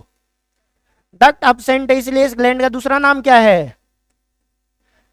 Ductless gland. इसका दूसरा नाम है ductless gland. Example pituitary gland, thyroid gland, adrenal gland. अलग अलग टाइप के ग्लैंड्स हैं। पूछो भाई। वो दोनों प्रकार की है। पेनक्रियाज एकमात्र ऐसी ग्लैंड आपकी बॉडी में जो हॉर्मोन्स भी बना सकती है और बाकी चीजें भी बना सकती है। तो एंडोक्राइन भी और एक्सोक्राइन भी है, उसको बोलते हैं मिक्सोक्राइन ग्लैंड। क्या बोलते हैं उसको? मिक्सोक्राइन ग्लैंड। आई बात में? मिक्स है वो दोनों का, इसलिए उसका नाम क्या रख दिया? मिक्सोक्राइन। अकेली ही है। बॉडी की सबसे बड़ी ग्लैंड का नाम पूछे तो कोई? और बॉडी की सबसे बड़ी एंडोक्राइन ग्लैंड कौन से? लीवर तो एक्सोक्राइन ग्लैंड है। बॉडी की सबसे बड़ी एंडोक्राइन ग्लैंड का नाम है, यहां होती है थायराइड ग्लैंड। क्या नाम उसका? थायराइड। और बॉडी की वैसे सबसे बड़ी ग्लैंड लीवर। लीवर किस प्रकार की ग्लैंड है बच्चों? Exocrine. Sex hormones in humans. Testosterone male sex hormone. मैंने तुम्हें कई बार बताया भाई, मेल की बॉडी में जो गैमेट बनाता है उसको क्या बोलते हैं? गोनेड्स, जिनका दूसरा नाम है टेस्टिस। ये एक तो बनाता है स्पर्म, दूसरा मेन काम क्या था इसका? हार्मोन बनाना। एक ऐसा हार्मोन जो सेक्सुअल कैरेक्टर्स को कंट्रोल करता है, उसी का नाम क्या रख दिया जाएगा? Sex hormone. जो आपकी बॉडी में सेक्सुअल कैरेक्टर्स को कंट्रोल करता है, उसी हार्मोन का नाम क्या हो जाएगा? Sex hormone. आपकी बॉडी में तो 50-60 प्रकार के हार्मोन्स है, मगर एक ऐसा हार्मोन जो कि मेल कैरेक्टर्स को डेवलप करेगा, इसीलिए उसका नाम क्या रख दिया? Male sex hormone. जिसका नाम क्या है? बनाता कौन है इसको? मेल में बनता है फीमेल में? दोनों में बनता है। अब तुम बोलो जी फीमेल के पास तो टेस्टिकल्स है ही नहीं, उसमें क्या होता है? जो एस्ट्रोजन है वो बदल जाता है टेस्टोस्टेरोन में। अब मैं मेल हूं, मेरी बॉडी में कौन सा हार्मोन होना चाहिए? टेस्टोस्टेरोन, है ना? मेरी बॉडी में थोड़ा बहुत एस्ट्रोजन भी है, थोड़ा बहुत है, क्योंकि दोनों हार्मोन है ना एक दूसरे में कन्वर्ट हो सकते हैं। क्या हो सकते हैं? कन्वर्ट हो सकते हैं, हल्के फुल्के। मगर हमेशा मेल की बॉडी में तो ज्यादा क्या मिलेगा? टेस्टोस्टेरोन। कम क्या मिलेगा? एस्ट्रोजन। फीमेल की बॉडी में ज्यादा क्या रहना चाहिए और कम क्या रहना चाहिए? हाँ जी। मगर क्या कभी दुनिया में तुमने ऐसी फीमेल देखी है जिनकी बॉडी में दाढ़ी मुझसे आ चुकी हूं? एक भी नहीं देखी। दिख जाए कभी कभी, आज गूगल पे करना। अब कोई फीमेल है जिसके चेहरे पे दाढ़ी मुझसे आ चुकी है बड़ी बड़ी, वो कहां से आई दाढ़ी मुझे? तो टेस्टोस्टेरोन से आती है। नहीं, उनकी बॉडी में कुछ ऐसी दिक्कत पैदा हुई जिसकी वजह से उनका हार्मोन का बैलेंस बिगड़ गया। उनकी बॉडी में होना तो चाहिए था ज्यादा एस्ट्रोजन, मगर उनकी बॉडी में एस्ट्रोजन तो कम होने लग गया, टेस्टोस्टेरोन थोड़ा सा ज्यादा हो गया, तो उनके चेहरे पे क्या आ जाएंगे? अब दाढ़ी मूछें आ जाएंगी। हाँ जी, अब पूछो दाढ़ी मूछें कैसे आएंगी? एयर फॉलिकल्स तो सबके पास है, एयर फॉलिकल्स को सिग्नल देगा दाढ़ी मूछों वालों को टेस्टोस्टेरोन। अगर मेरी बॉडी में टेस्टोस्टेरोन नहीं है तो इनकी डेवलपमेंट ही नहीं हो पाएगी। अगर मेरी बॉडी में टेस्टोस्टेरोन बनना शुरू हो जाएगा धीरे धीरे, तो इनको सिग्नल मिलना शुरू हो जाएगा। यहाँ पे सेल हैं जो एयर्स बनाएंगे, ऐसा मान ली। ये बचपन से प्रेजेंट है, अलग अलग प्रकार की सेल बचपन से ही प्रेजेंट है अपने पास। किस चीज का? सेल किस चीज से बनती है बेटे? बोन सेल कोई पूछे किससे बनेंगी? देखो कंफ्यूज ना हो भाई, 1 मिनट रुक जाओ। एक तो है स्टार्टिंग में स्पर्म और एक है स्टार्टिंग में एग। दो अलग अलग प्रकार की सेल थी, दोनों आपस में फ्यूज होंगे तो क्या बनेगा? जाइगोट। जाइगोट में अब तक सिर्फ एक ही सेल है, ये जाइगोट डिवाइड करेगा तो क्या बनेगा? एम्ब्रियो। क्या बनेगा? एम्ब्रियो। अब एम्ब्रियो में अलग अलग टाइप की सेल बना लेते हैं जितनी भी बनानी होती है। तो इस बच्चे का क्वेश्चन क्या था? मेरी बॉडी में दाढ़ी मूछें बनाने वाले अलग अलग अलग अलग क्या हैं? सेल्स। वो सेल कहां से है, उनको बनाया किसने है? जब हमारी ग्रोथ स्टार्ट हुई थी तो स्पर्म और एग फ्यूज होकर एक नई सेल बनते हैं, उस सेल का नाम क्या था? ये जाइगोट अलग अलग प्रकार की सेल्स में डिवाइड होना स्टार्ट हो जाता है। कहीं तो इससे लीवर सेल बनेगी, कहीं इससे किडनी की सेल बनेगी, कहीं इससे ब्रेन सेल बनेगी। स्टार्टिंग में भी बन जाती है जो जो चीजें बननी होती हैं। अब कोई फीमेल है, मान लेते हैं मैं फीमेल हूं भाई, और मेरी बॉडी में एक चेहरे पे हेयर सेल भी बना दी बचपन में। अब वो एक्टिवेट कब होएगी फीमेल की बॉडी में वो सेल? जब उस सेल के आसपास क्या आएगा? बहुत ज्यादा मात्रा में टेस्टोस्टेरोन। फीमेल की बॉडी में तो आता ही नहीं, तो इसी वजह से फीमेल के चेहरे पे दाढ़ी मूछें अपने को नजर नहीं आती भाई। अगर फीमेल की बॉडी में जानबूझ के डॉक्टर की मदद से बार बार बार बार टेस्टोस्टेरोन डलवाएं तो फीमेल की बॉडी में जो हेयर सेल है ना चेहरे पे, वो एक्टिवेट हो जाए और उससे क्या बनने शुरू हो जाएंगे? दाढ़ी और मूछें आनी शुरू हो जाएंगी। अब आ गया समझ में? ये बचपन से ही प्रेजेंट है। हाँ जी, टेस्टोस्टेरोन चेंज कैसे होती है भाई? ये बड़ी क्लासों में सीखे हैं बेटे, बैठ जाओ बताता हूं। देखो अब पता है क्या है, मैंने बताया बॉडी में कई सारे हार्मोन्स हैं। कुछ हार्मोन तो प्रोटीन के बनते हैं, कुछ स्टीरॉइड के बनते हैं। टेस्टोस्टेरोन और एस्ट्रोजन दोनों लगभग लगभग सेम से प्रकार के हार्मोन हैं, दोनों स्टीरॉइड से बने हुए हार्मोन हैं, तो दोनों बने भी एक ही चीज से हैं। क्या होता है जब हम बहुत ज्यादा स्ट्रेस लेते हैं, क्या लेते हैं? जब हम बहुत ज्यादा टेंशन लेते हैं, जब अच्छा खाना पीना नहीं खाते, तो बॉडी में ऐसे बहुत सारे केमिकल प्रोसेस चलते हैं जिससे टेस्टोस्टेरोन तो किस में कन्वर्ट हो सकता है? एस्ट्रोजन में। और एस्ट्रोजन किस में बदल सकता है? टेस्टोस्टेरोन में। आई बात समझ में? इतना याद रखना। तो थोड़ा सा जब हम 11वीं 12वीं क्लास में तब भी तो सीखना है कुछ ना कुछ से, है ना? तो अभी इतना मान सकते हैं कि ये दोनों हार्मोन बिल्कुल सेम कैटेगरी के हैं, दोनों स्टीरॉइड से बनते हैं, दोनों अंदर से एक जैसे बाहर से थोड़ा थोड़ा सा अलग दिखते हैं, अलग अलग काम करते हैं। तो जब हम स्ट्रेस बहुत ज्यादा लेते हैं, टेंशन बहुत ज्यादा लेते हैं, फिजिकली फिट नहीं है, बॉडी में कोई और दिक्कत आ जाए, उसकी वजह से ज्यादातर टेस्टोस्टेरोन किस में बदल जाएगा? एस्ट्रोजन में। अब मेरी बॉडी में जितना भी टेस्टोस्टेरोन था एस्ट्रोजन में बदलना शुरू हो जाएगा, तो मेरी बॉडी में फीमेल लाइक कैरेक्टर आने स्टार्ट हो जाएंगे, मेरी आवाज बदल जाएगी, मेरी बॉडी में मेमोरी ग्लैंड्स की डेवलपमेंट हो जाएगी, मेरी मांसपेशियां कमजोर पड़ने लग जाएंगी, मैं ज्यादा गुस्सैल ना रहूंगा, डोसाइल होता जाऊंगा, मेरी बॉडी में स्पर्म बनने बंद हो जाएंगे। इस प्रकार के चेंजेस आने भी क्या हो सकते हैं? स्टार्ट हो सकते हैं भाई। आइए बात समझ में।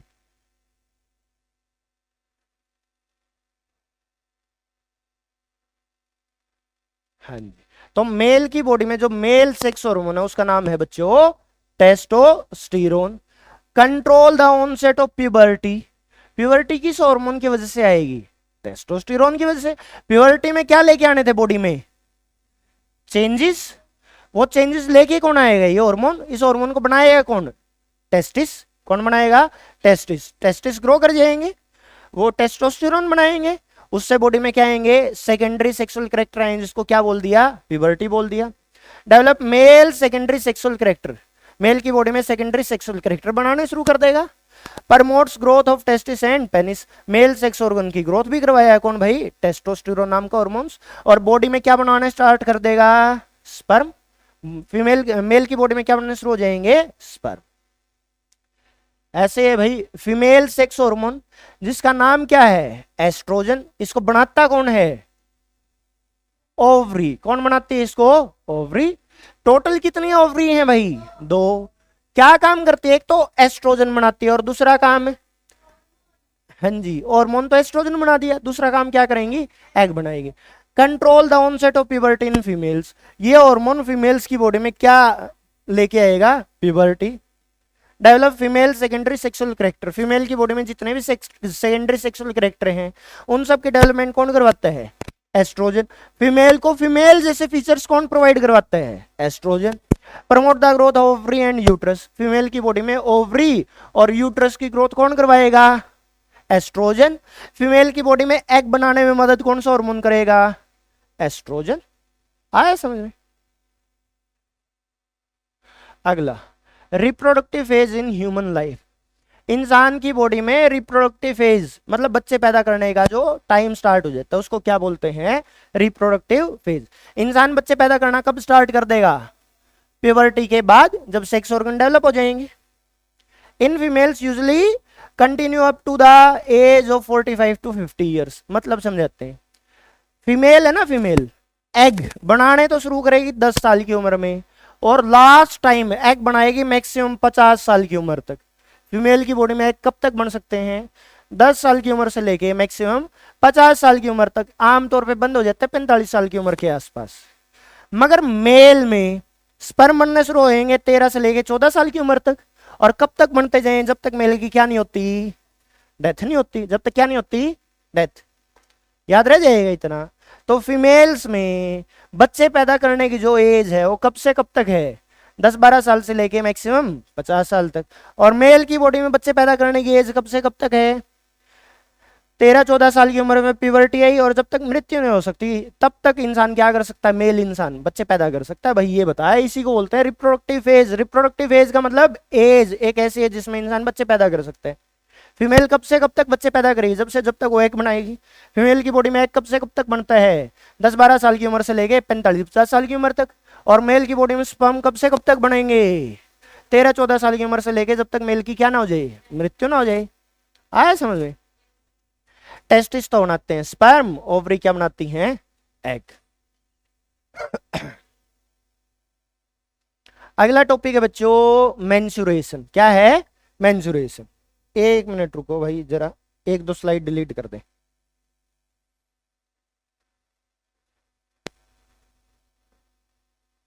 ठीक,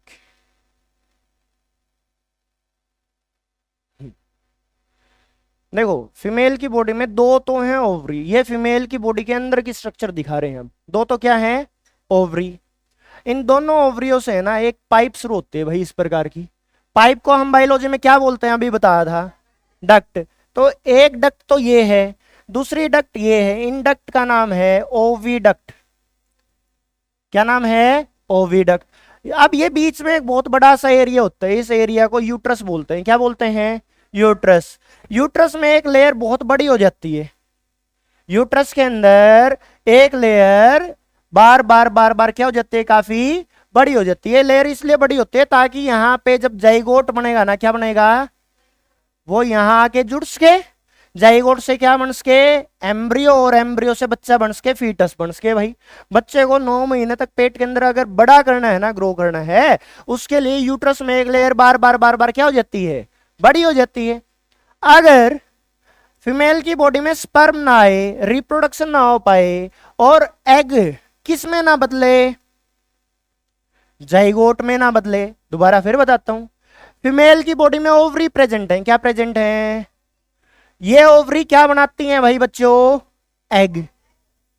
फीमेल की बॉडी में स्पर्म तो बनता नहीं, शादी के बाद रिप्रोडक्शन होएगा, उसके बाद फीमेल की बॉडी में अगर स्पर्म गए तो स्पर्म और एग आपस में फ्यूज करके क्या बनाएंगे, जाइगोट। क्या बनाएंगे, जाइगोट। मान लेते हैं फीमेल की बॉडी ने एग तो बनाए और स्पर्म आया ही नहीं, जाइगोट बना ही नहीं, तो ये लेयर क्या हो जाती है, टूटना शुरू कर देती है। कौन सी लेयर टूटेगी, ये यूट्रस के अंदर की लेयर। इस लेयर का नाम याद रखेंगे, एंडोमेट्रियम। क्या नाम है इस लेयर का, एंडोमेट्रियम। कहां है ये लेयर, यूट्रस में है। कहां है, यूट्रस में। अब यूट्रस के अंदर कोई लेयर टूटेगी तो क्या होगा, समझाता हूं। अब मेरी उंगली है, इसको अगर मैं तोड़ूं, तोड़ के बिल्कुल अलग कर दूं, क्या होएगा, ब्लड आएगा, ब्लीडिंग होगी। ऐसे ही लेयर टूटेगी तो फीमेल के यूट्रस में भी क्या स्टार्ट होगी, ब्लीडिंग। वो ब्लीडिंग यूट्रस के रास्ते होते ही वेजिना के रास्ते कहाँ जाएगी, बॉडी से बाहर। तो महिलाओं में हर 28 दिन में 3 से लेके 5 दिन तक क्या होती है भाई, ब्लीडिंग। उसकी वजह क्या है, यूट्रस के अंदर एंडोमेट्रियम टूटती है। और ये प्रोसीजर कब स्टार्ट होएगा? जब फीमेल में क्या आ जाती है? प्यूबर्टी। इसी प्रोसीजर को क्या बोलते हैं हम? मेंस्ट्रुएशन। क्या बोलते हैं? मेंस्ट्रुएशन। मेंस्ट्रुएशन में ब्लीडिंग होएगी, कहां से होएगी? यूट्रस से। यूट्रस में ब्लीडिंग क्यों हुई? क्योंकि यूट्रस की एक लेयर टूट जाती है। क्यों टूट जाती है? क्योंकि जाइगोट नहीं बनता। क्या नहीं बनता बॉडी में? जाइगोट, फर्टिलाइज नहीं होती। और ये ब्लीडिंग कितने दिन तक चलती है? 3 दिन से लेके 5 दिन तक। थोड़ा थोड़ा करके ब्लड बाहर आता रहता है भाई। इसी चीज को क्या बोलते हैं? Menstruation. Monthly shedding of blood and tissue from the uterus. Menstruation का मतलब क्या है? हर महीने 3 से 5 दिन ब्लड का और टिश्यू का। टिश्यू कौन सा है? ये एंडोमेट्रियम। एंडोमेट्रियम टूटता तो यूट्रस के अंदर थोड़ी रहेगा, वही तो बॉडी से बाहर आएगा, ब्लड भी बाहर आएगा। From the uterus is known as menstruation. याद रह जाएगा मेंस्ट्रुएशन। मेंस्ट्रुएशन का मतलब याद रखना भाई, सिंपल सा क्या है? Bleeding from the uterus. और ये ब्लीडिंग किस वजह से स्टार्ट हुई है? Due to break down of endometrium. किसके टूटने की वजह से? एंडोमेट्रियम की टूटने की वजह से। Usually last for 3 to 5 days। कितने दिन तक है? 3 से 5 दिन। और ये ब्लीडिंग वाला फेज किस वजह से स्टार्ट हुआ? क्योंकि जो एग था ना वो क्या नहीं हो पाया? फर्टिलाइज। फर्टिलाइज का मतलब था ये एग जब किसके साथ फ्यूज कर जाए तो बोल देते हैं एग क्या हो जाएगा? फर्टिलाइज। अगर बॉडी में स्पर्म आया ही नहीं तो एग में क्या नहीं हो पाई? फर्टिलाइजेशन नहीं हो पाई। अगर फर्टिलाइजेशन नहीं हुई तो बॉडी में क्या स्टार्ट हो जाएगा कुछ दिनों के बाद? मेंस्ट्रुएशन। कितने दिन तक चलेगा मेंस्ट्रुएशन? 3 से 5 दिन तक। पहली बार जब मेंस्ट्रुअल साइकिल स्टार्ट होता है, मेंस्ट्रुएशन स्टार्ट होता है, उसको मेनार्क बोलते हैं। क्या बोलते हैं? अब ये तुम्हारी ब्रेन कैपेसिटी चेक करूंगा मैं। पहला मेनार्क कब आता होगा भाई? पहली बार मेनार्क कब आया फीमेल की बॉडी में? हाँ जी, तो किस एज ग्रुप में? हाँ जी, 10 से 12 साल के आसपास। और मीनोपोज, पोज का मतलब रोक देना। हम कोई टीवी देखते हो रिमोट के साथ पोज कर देते हैं किसी चीज को। हाँ जी, लास्ट मेंस्ट्रुअल फ्लो होता है ना, जो लास्ट मेंस्ट्रुअल साइकिल है, मतलब मेंस्ट्रुअल साइकिल रुक जाएगा उसके बाद, वो मीनोपोज कहलाता है। लास्ट जो मेंस्ट्रुअल साइकिल है, मेंस्ट्रुएशन लास्ट है तो मीनोपोज। पहली बार मेंस्ट्रुएशन आया तो मेनार्क। लास्ट कब आएगा भाई? Around 45 to 50 years. आया समझ में अब सब बच्चों को? ये दोनों क्वेश्चन पूछ सकते हैं आपसे, काफी इंपॉर्टेंट है। हाँ जी पूछो। वो लेयर भाई बैठ जा। अब एक बात बताओ, मैंने 1 साल तक तैयारी करी कि मैं एग्जाम दे के आऊँ, एग्जाम दे के आऊँ, मैंने नोट्स वगैरह बनाए, अच्छे से मन लगा के तैयारी करी, और पेपर कैंसिल हो जाए, बोले 2 साल के बाद होएगा, तो मैं गुस्से में क्या करूंगा? अपने सारे नोट्स वोट्स को फाड़ दूंगा, है ना? ऐसा हो सकता है। ऐसे ही कुछ बॉडी के साथ होती है। बॉडी अपने आप को प्रिपेयर करती है कि एग आएगा, फर्टिलाइजेशन होएगी, जाइगोट बनेगा, है ना, और बच्चे को ग्रो करना है, तो बॉडी अपनी तैयारी करती है, यूट्रस अपनी लेयर को बड़ा कर देता है ताकि यहाँ पे बच्चे को आप 9 महीने तक क्या करेंगे? ग्रो करवाएंगे। मगर स्पर्म आया ही नहीं, बॉडी ने वैसे तैयारी कर ली, तो बॉडी क्या करती है? जो एक्स्ट्रा ग्रोथ कर रखी थी एंडोमेट्रियम में, उसको क्या कर देती है? खत्म कर देती है। आया समझ में? स्पर्म आ जाता है तो वो यूज हो जाती है ना, वहां बच्चे को ग्रो करवाते 9 महीने तक। स्पर्म आया ही नहीं भाई, फर्टिलाइजेशन हुई नहीं, तो वो बड़ी बड़ी एंडोमेट्रियम को कोई काम है नहीं, उनको क्या कर देते हैं? फिर तोड़ देते हैं, काट देते हैं। आया समझ में? अब यहाँ जो मेन याद रखना है वो है मेनार्क। मेनार्क का मतलब first menstrual cycle, first menstruation. Menopause का मतलब है last menstruation, last menstrual cycle.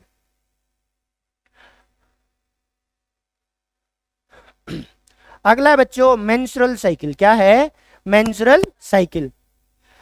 इस बच्चे वाला क्वेश्चन दोबारा फिर उठाएंगे। अब ये मेंस्ट्रुअल साइकिल भी सिखाते हैं दोबारा। फिर फीमेल की बॉडी में कितनी ओवरी हैं बच्चों? 2। यहां से जो पाइप्स होते हैं, इन पाइपों का नाम क्या था? ओविडक्ट या फेलोपियन ट्यूब बोलते हैं। और ये बीच वाला जो बड़ा सा एरिया, इसका नाम क्या है? यूट्रस। अब क्या है, मान लेते हैं आज है कोई पहला दिन, किसी मेंस्ट्रुअल साइकिल का आज पहला दिन है, तो एक ओवरी क्या सोचेगी? दोनों में से एक ओवरी कि इस बार मैं एग रिलीज करूंगा। मेरी बात सुनना, फीमेल की बॉडी में कितनी ओवरी हैं? 2। एक बार में सिर्फ एक ही ओवरी एग रिलीज करेगी। इस बार अगर ये ओवरी एग रिलीज करेगी तो अगली बार कौन सी ओवरी एग रिलीज करेगी? ये। लगभग जब 13-14 दिन हो जाएंगे ना, तो ये ओवरी क्या बना देती है? एग। और पहले दूसरे तीसरे दिन के बाद ये ओवरी सिग्नल दे देती है यूट्रस को। यूट्रस को बोल देती है कि भाई यूट्रस मेरी बात सुन, मैं एग बनाऊंगी, शायद स्पर्म आएगा, शायद फर्टिलाइजेशन होएगी और एक बच्चा तैयार होएगा, उसको ग्रो करना है, अपनी तैयारी शुरू कर ले। मैंने तैयारी शुरू कर लिया एग बनाने की। ओवरी ने क्या बोल दिया यूट्रस को, मैंने एग बनाने की तैयारी शुरू कर दिया, आप भी अपनी तैयारी शुरू कर दो बच्चे को 9 महीने तक ग्रो करवाने की। तो यूट्रस बेचारा क्या करना शुरू कर देता है, यहां पे एक लेयर बनानी शुरू कर देता है धीरे धीरे करके। इस लेयर का नाम क्या रखा, एंडोमेट्रियम। क्या नाम है इस लेयर का, एंडोमेट्रियम। ओवरी लगभग लगभग 13-14 दिन के आसपास क्या बना लेते हैं भाई, एग। एग बना के कहां रिलीज कर देगी एग को, इस पाइप में। इस पाइप का नाम क्या है, ओविडक्ट। ये एग धीरे धीरे करके इस ओविडक्ट के रास्ते यूट्रस में आ जाए, कहां आ जाएगा, हाँ जी। और स्पर्म आए ही ना, क्या ना आए, हाँ जी। तो स्पर्म तो आया नहीं, एग बेचारा अकेला रह गया, इसमें क्या नहीं हो पाई, फर्टिलाइजेशन नहीं हो पाई। अब तक दिन कितने हो चुके हैं, लगभग 13-14 एग बन चुके हैं। एग धीरे धीरे यहां आया तो लगभग 20-21 दिन हो गए होंगे। कितने दिन हो गए होंगे, 1-2 दिन और वेट करेंगे, फिर बॉडी को समझ में आ जाएगा, यूट्रस को समझ में आ जाएगा अपने साथ धोखा हुआ, यूट्रस को पता लग जाएगा इस ओवरी ने मेरे को झूठ बोला कि स्पर्म आएगा और बच्चा तैयार होएगा, अपनी तैयारी कर ले। तो इसको पता लगते ही अब ये धीरे धीरे करके इस एंडोमेट्रियम को तोड़ना शुरू कर देगा। किसको तोड़ना शुरू कर देगा, स्पर्म तो आया ही नहीं, आएगा अकेला पहुंचा यूट्रस में। यूट्रस में तो आना क्या चाहिए था, हाँ जी, स्पर्म, और बनना क्या चाहिए था यहाँ पे, जाइगोट और एम्ब्रियो बनना चाहिए था। तो इस एंडोमेट्रियम का कोई काम है ही नहीं, तो यूट्रस क्या कर देता है, इस एंडोमेट्रियम को तोड़ना शुरू कर देगा। अब मेरे को ये उंगली तोड़नी हो, मेरे पास हाथ है, हाथ की मदद से उस उंगली को मैं तोड़ दूंगा, चक्कू के साथ काट लूंगा। पेट के अंदर यूट्रस में तो ऐसा कोई डिवाइस है ही नहीं, यहाँ तो एंजाइम्स काम करेंगे। और ये लेयर पूरी तरीके से टूटने में 3 से 5 दिन लग जाते हैं। कितने दिन है, हाँ जी। जब 25वां दिन आता है ना किसी मेंस्ट्रुअल साइकिल का, या 23वां 24वां दिन आता है, उस दिन से एंडोमेट्रियम को तोड़ना शुरू कर दें। और किस दिन तक तोड़ेंगे, 28 दिन तक। 28 दिन पूरे होते ही ये सारी एंडोमेट्रियम टूट जाएगी। साथ में क्या रिलीज होएगा, ब्लड, और एंडोमेट्रियम में टिश्यू सर्विक्स और वेजाइना के रास्ते बॉडी से बाहर निकल जाएगा। और ये यूट्रस अब कैसा दिखेगा, एंडोमेट्रियम खत्म हो जाएगी इसकी। अब बताओ किस ओवरी की बारी आएगी एग बनाने की, दूसरी ओवरी की बारी आएगी, हाँ जी। ये ओवरी क्या बोलेगी कि भाई यूट्रस मेरी बात सुन, आज है पहला दिन और मैंने एग बनाने का प्रोसेस शुरू कर लिया, और इस बार स्पर्म आएगा 100%, आप भी अपनी तैयारी शुरू कर लो। ये पूछे पक्की बात है, ओवरी बोलेगी हाँ जी 100%, मैंने अपनी तैयारी शुरू कर दी, तू भी अपनी तैयारी शुरू कर दे। कहीं ऐसा ना हो जाए मैं एग बना दूं और स्पर्म आ जाए और तू अपनी तैयारी करे ही ना मिले। तो ये बेचारा अभी तो एंडोमेट्रियम को तोड़ के हटा था, दोबारा फिर क्या बनानी शुरू कर देगा, एंडोमेट्रियम। दोबारा फिर क्या बनानी शुरू कर देगा, एंडोमेट्रियम। ओवरी एग बनाती है किस दिन तक है, लगभग लगभग 13-14 दिन तक। कितने दिन हो चुके हैं, 13-14 दिन। एंडोमेट्रियम अच्छी खासी बन चुकी है दोबारा। ओवरी ने एग बना के कहां रिलीज कर दिया, फेलोपियन ट्यूब में, ओविडक्ट में। ये एग धीरे धीरे करके कहां आ जाता है, यूट्रस में आ जाता है। अब तक दिन कितने हो चुके हैं, यूट्रस गुस्से में पूछता है, हाँ एग तो आ गया, स्पर्म तो आया ही नहीं। ओवरी बोली 2-3 दिन तो वेट कर ले। तो तब तक दिन कितने हो जाएंगे, लगभग 23-24।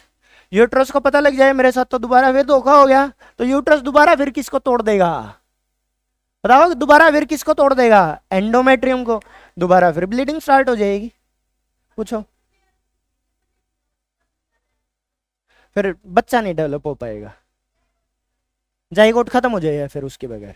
क्वेश्चन क्या था, बोले भाई यूट्रस तो लेयर बनाए ना, ओवरी एग रिलीज कर दे और बॉडी में स्पर्म भी आ जाए और बॉडी में क्या बन जाए, जाइगोट बन जाए। और यूट्रस रेडी है नहीं, तो जाइगोट को खाना पीना नहीं मिलेगा। जाइगोट को, बच्चे को न्यूट्रिशन कौन प्रोवाइड करवाता है, यूट्रस। कौन सी लेयर प्रोवाइड करवाती है, एंडोमेट्रियम। अगर वो है ही नहीं तो बच्चे को न्यूट्रिशन नहीं मिलेगा, बच्चा ग्रो नहीं कर पाया, बच्चे की डेथ हो जाएगी। पूछो जी।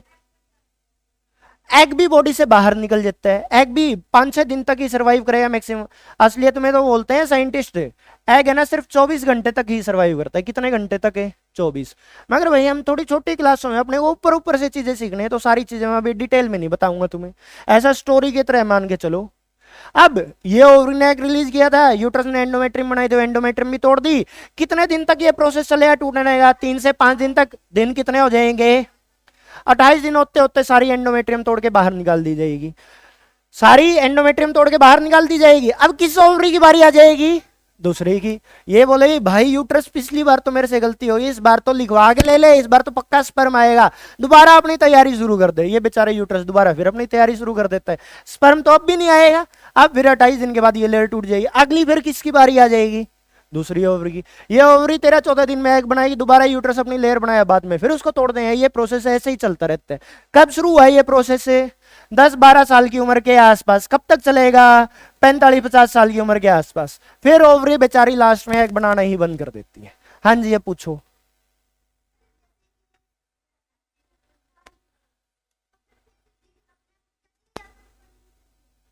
एग बाहर आ गया बॉडी से, अब ब्लीडिंग रुक जाएगी या चलती रहेगी? हाँ, बैठ जाओ। ये क्वेश्चन क्या पूछता है भाई कि 3 से 5 दिन तक ये लेयर टूटती जाती है, ब्लड बाहर निकलता जाता है, एंडोमेट्रियम में टूट के बाहर आती रहती है, और एग था वो भी मरने के बाद बॉडी से कहाँ जाता है? बाहर आ जाता है। तो क्या अब ये ब्लीडिंग चलती ही जाएगी या 3 से 5 दिन के बाद रुक जाएगी? पक्का रुक जाएगी। क्यों रुक जाएगी? एंडोमेट्रियम सारी टूट जाएगी। एंडोमेट्रियम टूट गई, अब और कुछ तोड़ने की आवश्यकता ही नहीं है, तो अब ब्लीडिंग भी बंद हो जाएगी अपने आप। अपने आप रुक जाता है, अपने आप शुरू हो जाती है ब्लीडिंग। हाँ जी, पूछना है कुछ? चलो। हाँ जी, दोबारा क्वेश्चन पूछो। नाभि। हाँ जी, बैठो। अब ये पूछ रहे हैं नाभि और यूट्रस दोनों आपस में जुड़े हैं ना भाई? नाभि तो बनाई है स्किन ने, और बॉडी के काफी अंदर प्रेजेंट है यूट्रस। यूट्रस का और नाभि का कोई लेना देना नहीं, नाभि का कोई ज्यादा काम नहीं है। नाभि के साथ जब बच्चा छोटा था ना, छोटा था, एक पाइप जुड़ती है, किसी और चैप्टर में सिखाएंगे। माता से खाना पीना खाना होता है ना, जब मेरी माँ के पेट में था तो मेरे चारों तरफ एक फ्लूइड था, लिक्विड था। ये पता है क्या पूछ रहे हैं? अपने पेट में ये जो नाभि है, इसका काम क्या है? इसका काम बताता हूं। इसका काम क्या था? जब मैं छोटा था ना, बिल्कुल छोटा, मेरी माता के पेट में था, मेरे चारों तरफ लिक्विड था, मेरे पास खाने पीने के लिए रोटी तो आती नहीं। मेरी माँ के पेट में मेरे को कितने महीने रहना था? 9 महीने। तो खाना पीना तो चाहिए। तो मेरी माता ने पेट के अंदर ही अंदर पता है क्या कर रखा है? एक पाइप बना के मेरी नाभि के साथ जोड़ रखी है। जितना भी खाना पीना होता है वो किसके रास्ते आता था? नाभि के रास्ते। जब मेरा जन्म हुआ, मैं डॉक्टर के पास पहुंचा, तो डॉक्टर ने क्या किया? कपड़े सुखाने वाली वो जो क्लिप होती है ना, वो लगा के और उसको काट देता है। तो कोई भी नया बच्चा पैदा हो ना, छोटा सा, 1-2 दिन का देखना, उसकी नाभि पे इतनी लंबी सी एक पाइप होती है, चेक करना। तो नाभि का काम क्या था? माँ के साथ कनेक्शन बनाना है। इस चैप्टर में कोई लेना देना नहीं। आया समझ में? हाँ जी, आगे चलते हैं। अब दोबारा देखते हैं। तो मेंस्ट्रुअल साइकिल कितने दिन का साइकिल? आमतौर पे 28 दिन का। क्या ये हर फीमेल की बॉडी में 28 दिन का? ना भाई, 30 का भी हो सकता है, 25 दिन का भी हो सकता है, 35 दिन का भी हो सकता है, और 20 दिन का भी हो सकता है। मगर ऑन एन एवरेज कितने दिन का है? 28 दिन का। हर एक मेंस्ट्रुअल साइकिल में कितने एग बनाए जाते हैं? आमतौर पे एक। कितनी ओवरी के द्वारा? एक ओवरी के द्वारा। अगले मेंस्ट्रुअल साइकिल में अगली एक ओवरी क्या रिलीज कर देगी? एक एग बना देगी भाई। Release of an egg is called ovulation. ये भी बहुत जरूरी है। जब ओवरी एक एग बना के रिलीज कर देती है, एग को क्या कर देती है?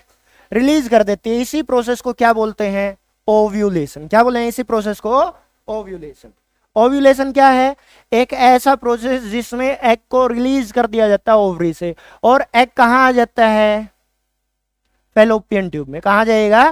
फैलोपियन ट्यूब में। सेक्स डिटर्मिनेशन इन ह्यूमंस, ये भी मजेदार सा टॉपिक, ये करते हैं। अब तुम कभी हॉस्पिटल में जाओगे ना, वहां लिखा होता है हिंदी में, यहां लिंग जांच नहीं की जाती, सेक्स डिटर्मिनेशन इज इलीगल। इसका मतलब क्या है? माता के पेट में एक बच्चा है, वो लड़का है या लड़की है, इसका पता लगाना ही क्या कहलाता है? लिंग जांच या सेक्स डिटर्मिनेशन, या फिर सेक्स डिटर्मिनेशन। मैं मेल हूं, किस चीज की वजह से मेल बना भाई? मैं ऐसी क्या चीज अलग से आई मेरी बॉडी में कि मैं मेल जैसा बन गया? हाँ जी, क्रोमोसोम्स की वजह से। तो इंसानों में मेल और फीमेल बनने का जो प्रोसेस है, उसको कंट्रोल कौन करते हैं? क्रोमोसोम्स। यही सीखे हैं भाई क्रोमोसोम्स कैसे काम करते हैं। ध्यान से सुनना, हर एक इंसान के शरीर में टोटल 46 क्रोमोसोम होते हैं। कितने हैं? 46। ये क्रोमोसोम्स है 2 टाइप के। कितने टाइप के? हाँ जी, एक को तो बोलते हैं ऑटोजोम, जो है कुल 44, और ये आपकी नॉर्मल बॉडी बनाने में मदद करते हैं, जैसे आपका ब्रेन बनाया, लीवर बनाया, बाकी सारी चीजें बनाई। और दो ऐसे क्रोमोसोम्स हैं जिनको बोलते हैं, हाँ जी, एलोजोम या फिर सेक्स क्रोमोसोम। ये टोटल कितने हैं? 2। ये या तो हो सकते हैं एक्स एक्स किसी के अंदर, या हो सकते हैं एक्स वाई नॉर्मल कंडीशन में। एब नॉर्मल कंडीशन में तो ट्रिपल एक्स वाई भी हो सकते हैं, कुछ भी हो सकता है, मगर नॉर्मली वो अपने सिलेबस से बाहर है भाई। नॉर्मली या तो एक्स एक्स या एक्स वाई। और टोटल कितने क्रोमोसोम हो जाएंगे? 46। इनको लिखते हैं ऐसे, ऑटोजोम्स को तो ए लिख दूंगा। ए का मतलब है 44। कहीं भी मैं ए लिखूं उसका मतलब क्या है? 44। और दो क्रोमोसोम है मेरे पास, सेक्स क्रोमोसोम, उनको क्या लिखूंगा? X x. तो 44, 45 और 46 कितने हो जाए टोटल? 46। अब कोई मेल है ना, मेल, उसके अंदर कैसे है क्रोमोसोम? 44 प्लस एक्स और वाई, 44 प्लस एक्स और वाई। और फीमेल की बॉडी में कैसे हैं बच्चों? 44 प्लस एक्स और एक्स। जो मेल की डेवलपमेंट होती है ना, मेल कैरेक्टर्स आते हैं, वो आते हैं वाई क्रोमोसोम की वजह से। किसकी वजह से? वाई। किसी में वाई क्रोमोसोम आ गया तो मेल बनेगा पक्का, किसी में वाई क्रोमोसोम नहीं आया तो पक्का क्या बनेगी? फीमेल। क्या बनेगी? फीमेल। अब अगला प्रोसीजर समझाते हैं तुम्हें, देखो। एक मेल फीमेल की शादी करवाई, मैरिज करवाई। मेल के अंदर क्या लिखूंगा मैं? 44 प्लस एक्स और वाई। और फीमेल की बॉडी में क्या लिखूंगा? 44 प्लस एक्स और एक्स। अब अगर ये सेक्सुअली रिप्रोड्यूस करेंगे ना, तो इनको गैमेट बनाने हैं। क्या बनाने हैं? गैमेट्स का मतलब एक तो स्पर्म बनाएंगे ये, और एक एग बनाएंगे। अब ये मेल है ना, मेल क्या है? ये मेल। तो बच्चों ये क्या बनाएगा? स्पर्म। और ये फीमेल क्या बनाएगी? यहां से एग या ओवम बनाएगी। ये गैमेट्स की खासियत पता है क्या है? गैमेट्स में तो सिर्फ 23 ही क्रोमोसोम आते हैं। कितने आते हैं? हमारे अंदर कितने हैं? 46। और हमारे गैमेट्स में कितने आएंगे? सिर्फ 23। यहां 44 है और एक्स एक्स है ना। इंसान में कितने क्रोमोसोम है? 46। गैमेट में कितने आने हैं? 23। मतलब कितने क्रोमोसोम लेके आने हैं गैमेट में? आधे। 44 का आधा क्या लिखूं? 22। 44 का आधा 22, और 2 एक्स को आधा कर दूंगा तो 1 एक्स। ये पक्का क्या है? एग। एग में कौन कौन से क्रोमोसोम मिलते हैं? 22 प्लस एक्स। और मेल के जो स्पर्म है उसके कैसे लिखूंगा? 44 का आधा क्या है? 22। एक्स और वाई का आधा या तो एक्स या 22 प्लस वाई। तो मेल कितने प्रकार के स्पर्म बनाता है? 2 प्रकार के। फीमेल कितने प्रकार के एग बनाएगी? 1 प्रकार के। क्या आएंगे वो? 22 प्लस एक्स। और मेल में जो स्पर्म बनाए हो कितने टाइप के? 2 टाइप के, 22 प्लस एक्स और 22 प्लस वाई। इतना है समझ में? इसको साफ करूं? अब देखो आगे करते हैं, गैमेट के फ्यूजन करने सिखाऊंगा। मेल ने कितने प्रकार के गैमेट बनाए हैं? 2। एक तो है बच्चों 22 प्लस एक्स, और दूसरा गैमेट 22 प्लस वाई। मेल ने 2 प्रकार के स्पर्म बनाए, 22 प्लस एक्स और 22 प्लस वाई। और फीमेल ने 22 प्लस एक्स। अब ये और ये गैमेट अगर फ्यूज कर जाएगा तो 22 और 22 कितने क्रोमोसोम आ गए? 44। एक्स और वाई इकट्ठा हो गया भाई। ठीक है बात? ये मेल बनेगा बच्चा या फीमेल? वाई क्रोमोसोम आ गया, जिसमें भी वाई क्रोमोसोम आता है वो क्या हो जाता है? मेल। अगर ये और ये गैमेट फ्यूज कर जाए तो 22 और 22 44 प्लस एक्स और एक्स, ये क्या बनी? हाँ जी, तुमने पुरानी फिल्में देखी हो ना, फिल्मों में दिखाते हैं बूढ़ी सास खतरनाक सी अपनी बहू के साथ लड़ती है, और बहू ने पहले एक लड़की पैदा कर रखी थी, दूसरा बच्चा पेट में, और दूसरी भी लड़की पैदा हो जाए ना, उसकी दोनों लड़कियों को और उस बहू को सासू घर से बाहर निकाल देती है कि मेरे को तो पोता चाहिए था, तूने लड़की कैसे पैदा करी। अब एक बात बताओ, ये लड़का और लड़की पैदा होना माँ पे डिपेंड करता है या डैडी पे? माँ तो एक ही प्रकार का गैमेट बनाती है 22 प्लस एक्स। डैडी ने कितने प्रकार के गैमेट बनाए? दो। एक स्पर्म में तो एक्स है और एक स्पर्म में, अगर ये वाई स्पर्म, वाई वाला स्पर्म आगे फ्यूज करेगा तो लड़का बन जाएगा, अगर एक्स वाला फ्यूज कर गया तो, हाँ जी, तो उस बूढ़ी सास को घर से किसको बाहर निकालना चाहिए? अपने बेटे को। सही है ना बात? असल में तो किसी को भी नहीं निकलना चाहिए। कंट्रोल थोड़ी कर सकते हैं ऐसे कौन सा गैमेट जाके फ्यूज करेगा, चेक भी नहीं कर सकते। साइंटिस्टों को भी नहीं पता चलेगा माइक्रोस्कोप में देख के भी कौन सा स्पर्म तो ऐसा है जिसमें वाई क्रोमोसोम है और कौन सा ऐसा है जिसमें वाई है। उस स्पर्म को अंदर से खोल के देखें, उस स्पर्म को मार के देखें, तब जाके पता चला। और स्पर्म मरने के बाद क्या नहीं कर सकता? बच्चे पैदा नहीं कर सकता। तो ये तो नेचुरल प्रोसेस है। तो इसका मतलब घर से किसको निकालना चाहिए? लड़के को, लड़की को, या उस सासू को? हाँ जी, जिसकी बुद्धि में दिक्कत है। आई बात समझ में? तो ये लड़का और लड़की जो पैदा होते हैं ना, किसके ऊपर डिपेंडेंट है? इस एक्स और वाई क्रोमोसोम पे डिपेंडेंट है।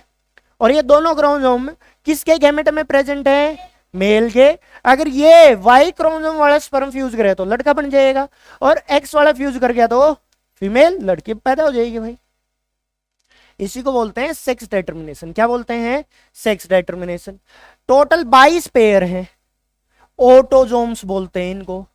और एक पेयर सेक्स क्रोमोसोम का, जैसे एक्स एक्स और एक्स वाई, है ना। 22 दूनी 44 प्लस 2, ये कितने हो जाए टोटल क्रोमोसोम इंसानों में? 46। 44 क्रोमोसोम तो क्या है? ऑटोजोम्स। बाकी दो को सेक्स क्रोमोसोम, या फिर दूसरा नाम क्या है इनका बच्चों? एलोजोम। दूसरा नाम क्या है सेक्स क्रोमोसोम का? एलोजोम।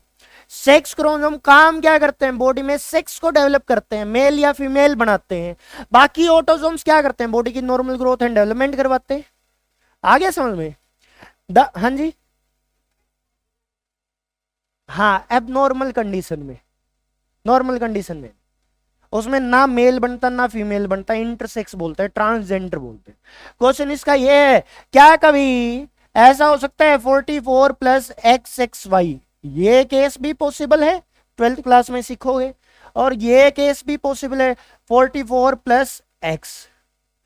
कोई फीमेल अगर बनानी हो उसमें कितने एक्स क्रोमोसोम होने चाहिए? 2, मगर इसमें तो एक ही है, ये अच्छे से फीमेल नहीं है। कोई मेल बनाना उसमें एक्स और वाई होना चाहिए, इसमें तो डबल एक्स और एक वाई है, तो ये भी अच्छे से मेल नहीं है। इन दोनों को क्या बोलते हैं फिर? ट्रांसजेंडर। क्या बोलेंगे? हाँ जी। The father determines the sex of the child. जो बच्चा डेवलप होएगा ना, मेल और फीमेल, उसके लिए रिस्पॉन्सिबल कौन है? मदर है या फादर है? फादर है। और घर से किसको निकालना चाहिए? जिसकी सोच बेकार है भाई। आया समझ में?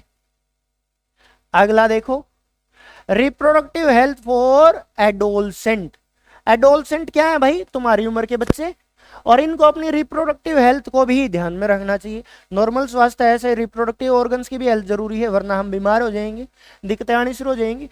Keep the body and private parts clean, है ना। डेली दिन में 2-3 बार, एक बार तो कम से कम नहाना चाहिए, साफ कपड़े पहनने चाहिए, धूल मिट्टी से थोड़ा सा दूर रहना चाहिए। अगर खेल के आए तो दोबारा क्या करना चाहिए? नहा लेना चाहिए भाई। प्राइवेट पार्ट्स को और बॉडी को क्लीन रखना चाहिए। Maintain proper menstrual hygiene. Females में खास तौर पे मेंस्ट्रुअल साइकिल के दौरान भाई बॉडी को क्या रखना चाहिए? क्लीन रखना चाहिए, है ना। तो ये सब चीजें हैं। बैलेंस डाइट, डाइट अपनी इस उम्र में क्या होना चाहिए? अच्छी होनी चाहिए। प्रोटीन भी हो डाइट में, फाइबर भी हो, फैट भी हो और कार्बोहाइड्रेट भी हो। न्यूट्रिशियस डाइट होनी चाहिए, क्योंकि इसी एज में मैक्सिमम हाइट बढ़ती है। अगर हम खाएंगे नहीं अच्छे से तो हाइट कैसे बढ़ा पाएंगे? मसल ग्रोथ कैसे कर पाएंगे? तो बॉडी की ग्रोथ रुक जाएगी। तो भाई रिप्रोडक्टिव हेल्थ, अपनी हेल्थ को मेंटेन करने के लिए एक तो हाइजीन, साफ सुंदर रहना चाहिए, अपने को नहाना चाहिए, डस्ट पार्टिकल से दूर रहना चाहिए, कपड़े साफ पहनने चाहिए। दूसरी चीज, डाइट कैसी लेनी चाहिए? बैलेंस।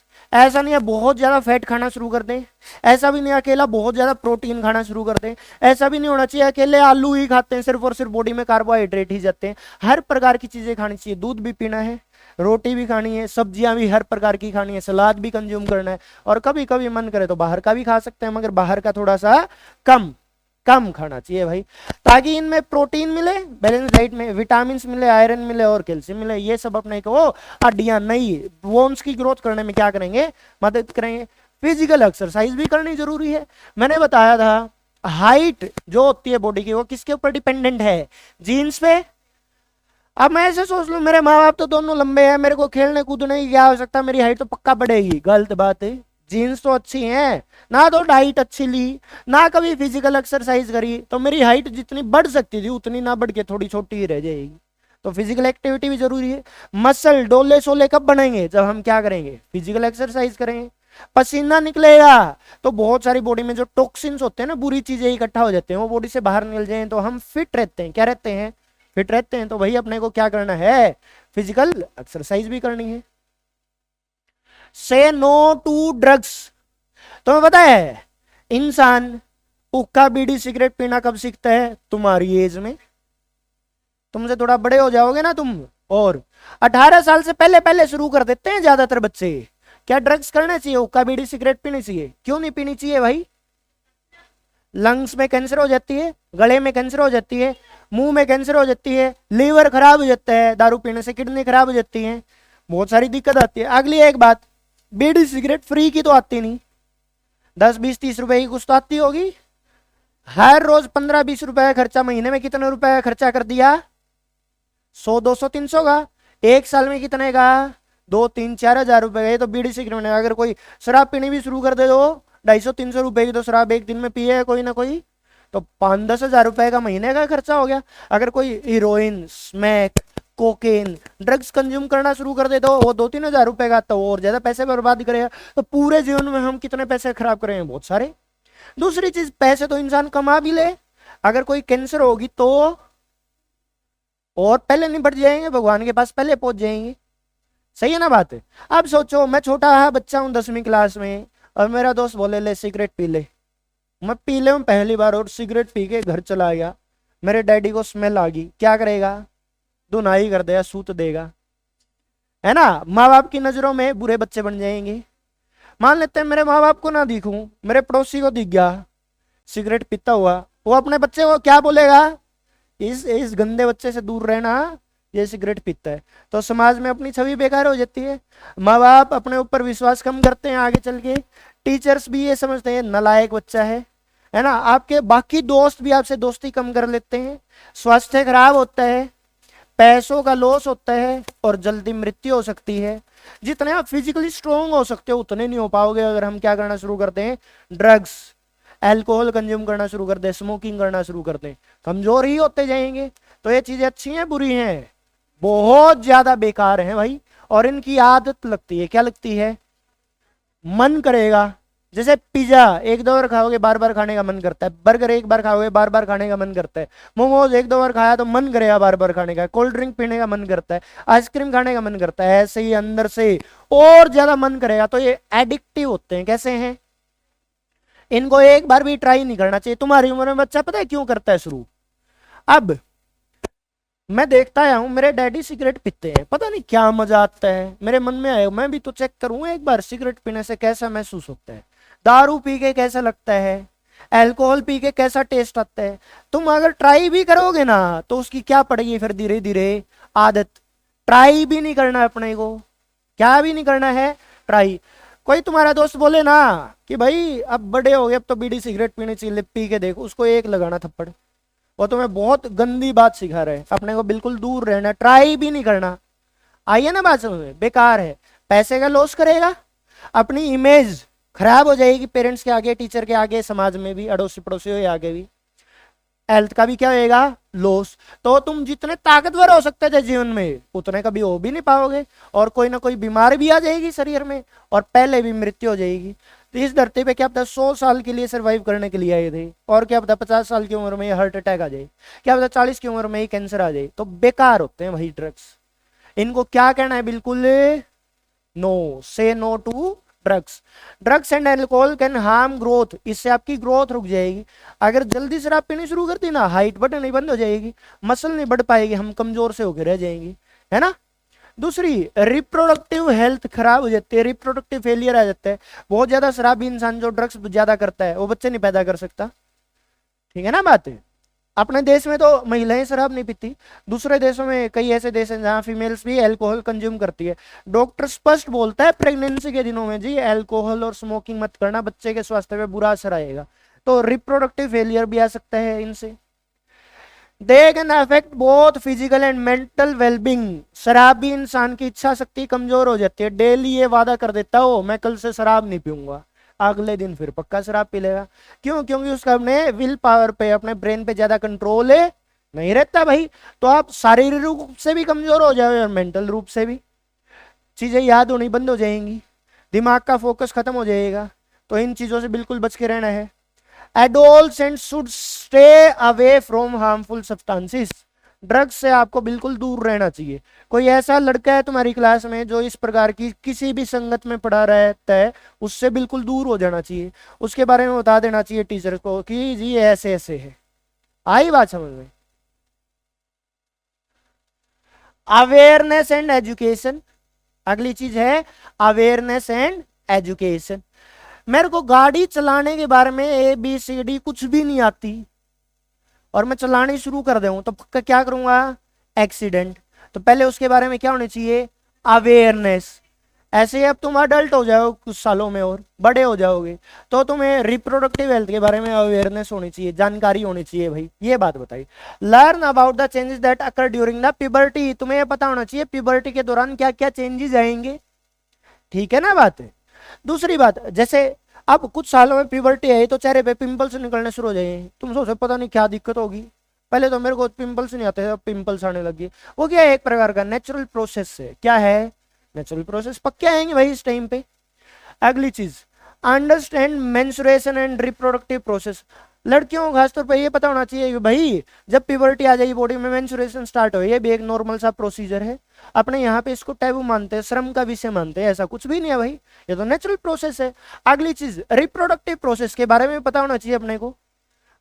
आगे, correct knowledge helps remove myths and confusion. अगर हमें सही जानकारी होएगी ना तो हम मिथ, मिथ का मतलब होता है भ्रम, इनसे बचेंगे, अपने को कंफ्यूजन नहीं होएगी। अब मैं तुम्हें बोलूं भाई तुम्हें पिंपल्स निकलेंगे, उसकी वजह पता है क्या? शायद तुम बीड़ी सिगरेट पीते हो और तुम्हारे माँ बाप को भी ऐसा बता दूं तो तुम्हारे माँ बाप पिटाई करेंगे, तुम भी डरोगे। मेरे को पिंपल्स निकल गया तो माँ बाप सोचेंगे तू बीड़ी सिगरेट पीता है, डर जाएंगे। क्या पता कैसी मिथ फैला दे। मिथ का मतलब झूठी बातें। पिंपल्स किस वजह से आते हैं फेस में? नेचुरल प्रोसेस है भाई, है ना? तो करेक्ट इन्फॉर्मेशन अपने पास होनी चाहिए। ये चैप्टर इसीलिए डाल रखे ताकि बच्चों को ये आइडिया हो कि आगे चल के कुछ सालों में तुम्हारी बॉडी में किस किस प्रकार के चेंजेस आएंगे। अब बच्चे डरने लग जाएंगे कि मेरे को तो ना चेहरे पे बाल आने लग गए। एक ऐसा लड़का जिसको पता ही नहीं कि दाढ़ी मुझे आने, और उसको दाढ़ी मुझे आने लग जाए, बड़ी बड़ी हो जाए, वो घबरा जाएगा, ये मेरे को क्या हो गया, दाढ़ी मुझे कहाँ से आ गई, है ना? मगर ये तो क्या है? एक प्रकार का नेचुरल प्रोसेस है भाई। आया है ना समझ में सबको?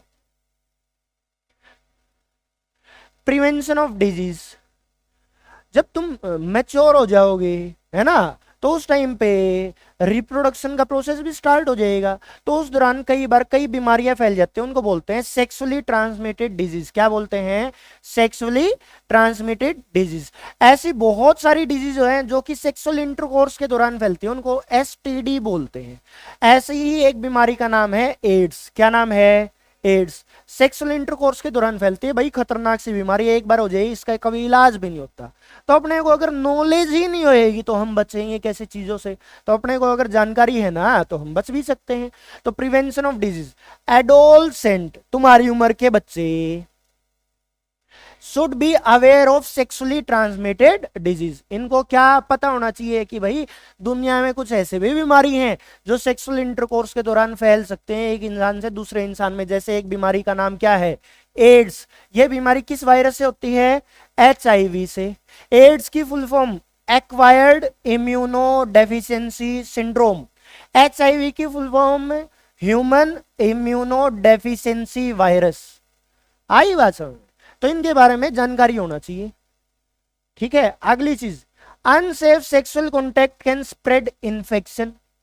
अनसेफ सेक्सुअल एक्टिविटी होती है ना जो, उससे बीमारियां बहुत ज्यादा फैलती हैं भाई। अपने अगर नॉलेज हो तभी तो हम सेफ सेक्सुअल प्रैक्टिस कर पाएंगे और बीमारियों से बच पाएंगे। अगली, awareness help protect reproductive health.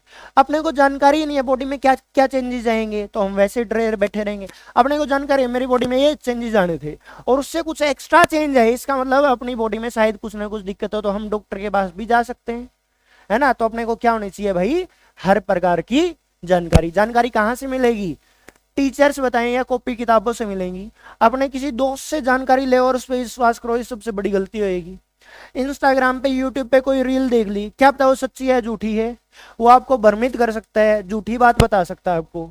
तो विश्वास किस पे करना है? अपने माँ बाप पे, टीचर्स पे और बुक्स पे। हम तो पढ़े लिखे बच्चे हैं भाई, साइंस पढ़ते हैं, साइंस में सारी चीजें आई हुई हैं, तो अपने को नॉलेज है इन चीजों की। और कोई कुछ भी बोले इस प्रकार से ऐसा कुछ हो जाएगा, वो कुछ हो जाएगा, वो शायद झूठी बात हो सकती है, उसकी बात तो विश्वास नहीं करना भाई। अदर इंपॉर्टेंट हॉर्मोन्स, आपने अब तक दो ही प्रकार के हॉर्मोन्स पढ़े हैं इस चैप्टर में, एक तो टेस्टोस्टेरोन और एक एस्ट्रोजन। उसके अलावा बॉडी में बहुत सारे हॉर्मोन्स बनते हैं और बॉडी में और भी बहुत सारी ग्लैंड्स हैं। जैसे वो हार्मोन है इस उम्र में बहुत काम करता है, ग्रोथ हार्मोन। क्या नाम है? Growth hormone. कहां से निकलता है? पिट्यूटरी ग्लैंड से। देखो ध्यान से देखना, यहाँ जहां बीच में तीसरी आंख होनी चाहिए थी, यहाँ अंदर चले जाएंगे ना थोड़े से, यहाँ पे एक ग्लैंड है, उस छोटी सी ग्लैंड का नाम है पिट्यूटरी ग्लैंड। क्या नाम है? ये ग्लैंड रिलीज करती है ग्रोथ हार्मोन। कौन सा हार्मोन बनाती है? अगर ये हार्मोन मेरे शरीर में ज्यादा बनेगा तो मेरी ग्रोथ जल्दी हो जाएगी, अगर ये हार्मोन मेरे शरीर में कम बनेगा तो मेरी हाइट क्या रह जाएगी? छोटी। तुम सब ने लियोनल मेसी का तो नाम सुना होगा ना, उसकी बॉडी में ग्रोथ हार्मोन कम बनता था। क्या बनता था? कम। कौन सा हार्मोन? Growth hormone. ग्रेट खली का नाम सुना है? रेसलर था, उसकी बॉडी में हार्मोन ज्यादा बनता था तो उसकी हाइट बढ़ गई। एक ऐसा हार्मोन जो आपकी बॉडी में ग्रोथ एंड डेवलपमेंट करवाए, उस हार्मोन का नाम क्या है? Growth hormone. किस ग्लैंड से निकलता है? तो जरा बताओ, पिट्यूटरी एंडोक्राइन ग्लैंड है या एक्सोक्राइन ग्लैंड है? हार्मोन बनाती है। ये हार्मोन काम क्या करता है? आपकी बॉडी में मसल्स और बोन्स की डेवलपमेंट करवाता है, इनको बनाता है, इनकी ग्रोथ करवाता है। अगली ग्लैंड है बच्चों थायराइड, और जो हार्मोन बनाती है उसका नाम है थायरोक्सिन। ये एच शेप की ग्लैंड आपके गले में मिलती है, गले में यहाँ पे विंड पाइप है। कौन सी पाइप है? विंड। उसके इस तरफ और इस तरफ दो क्या है आपके पास? Thyroid gland. कितनी ग्लैंड है? दो थायराइड ग्लैंड।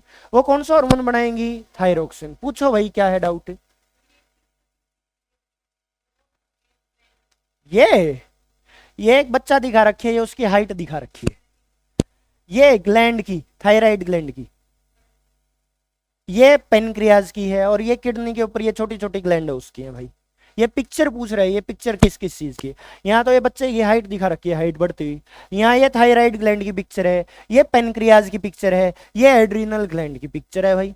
आई बात समझ? तो अब दूसरी ग्लैंड थायरोक्सिन और थायराइड ग्लैंड।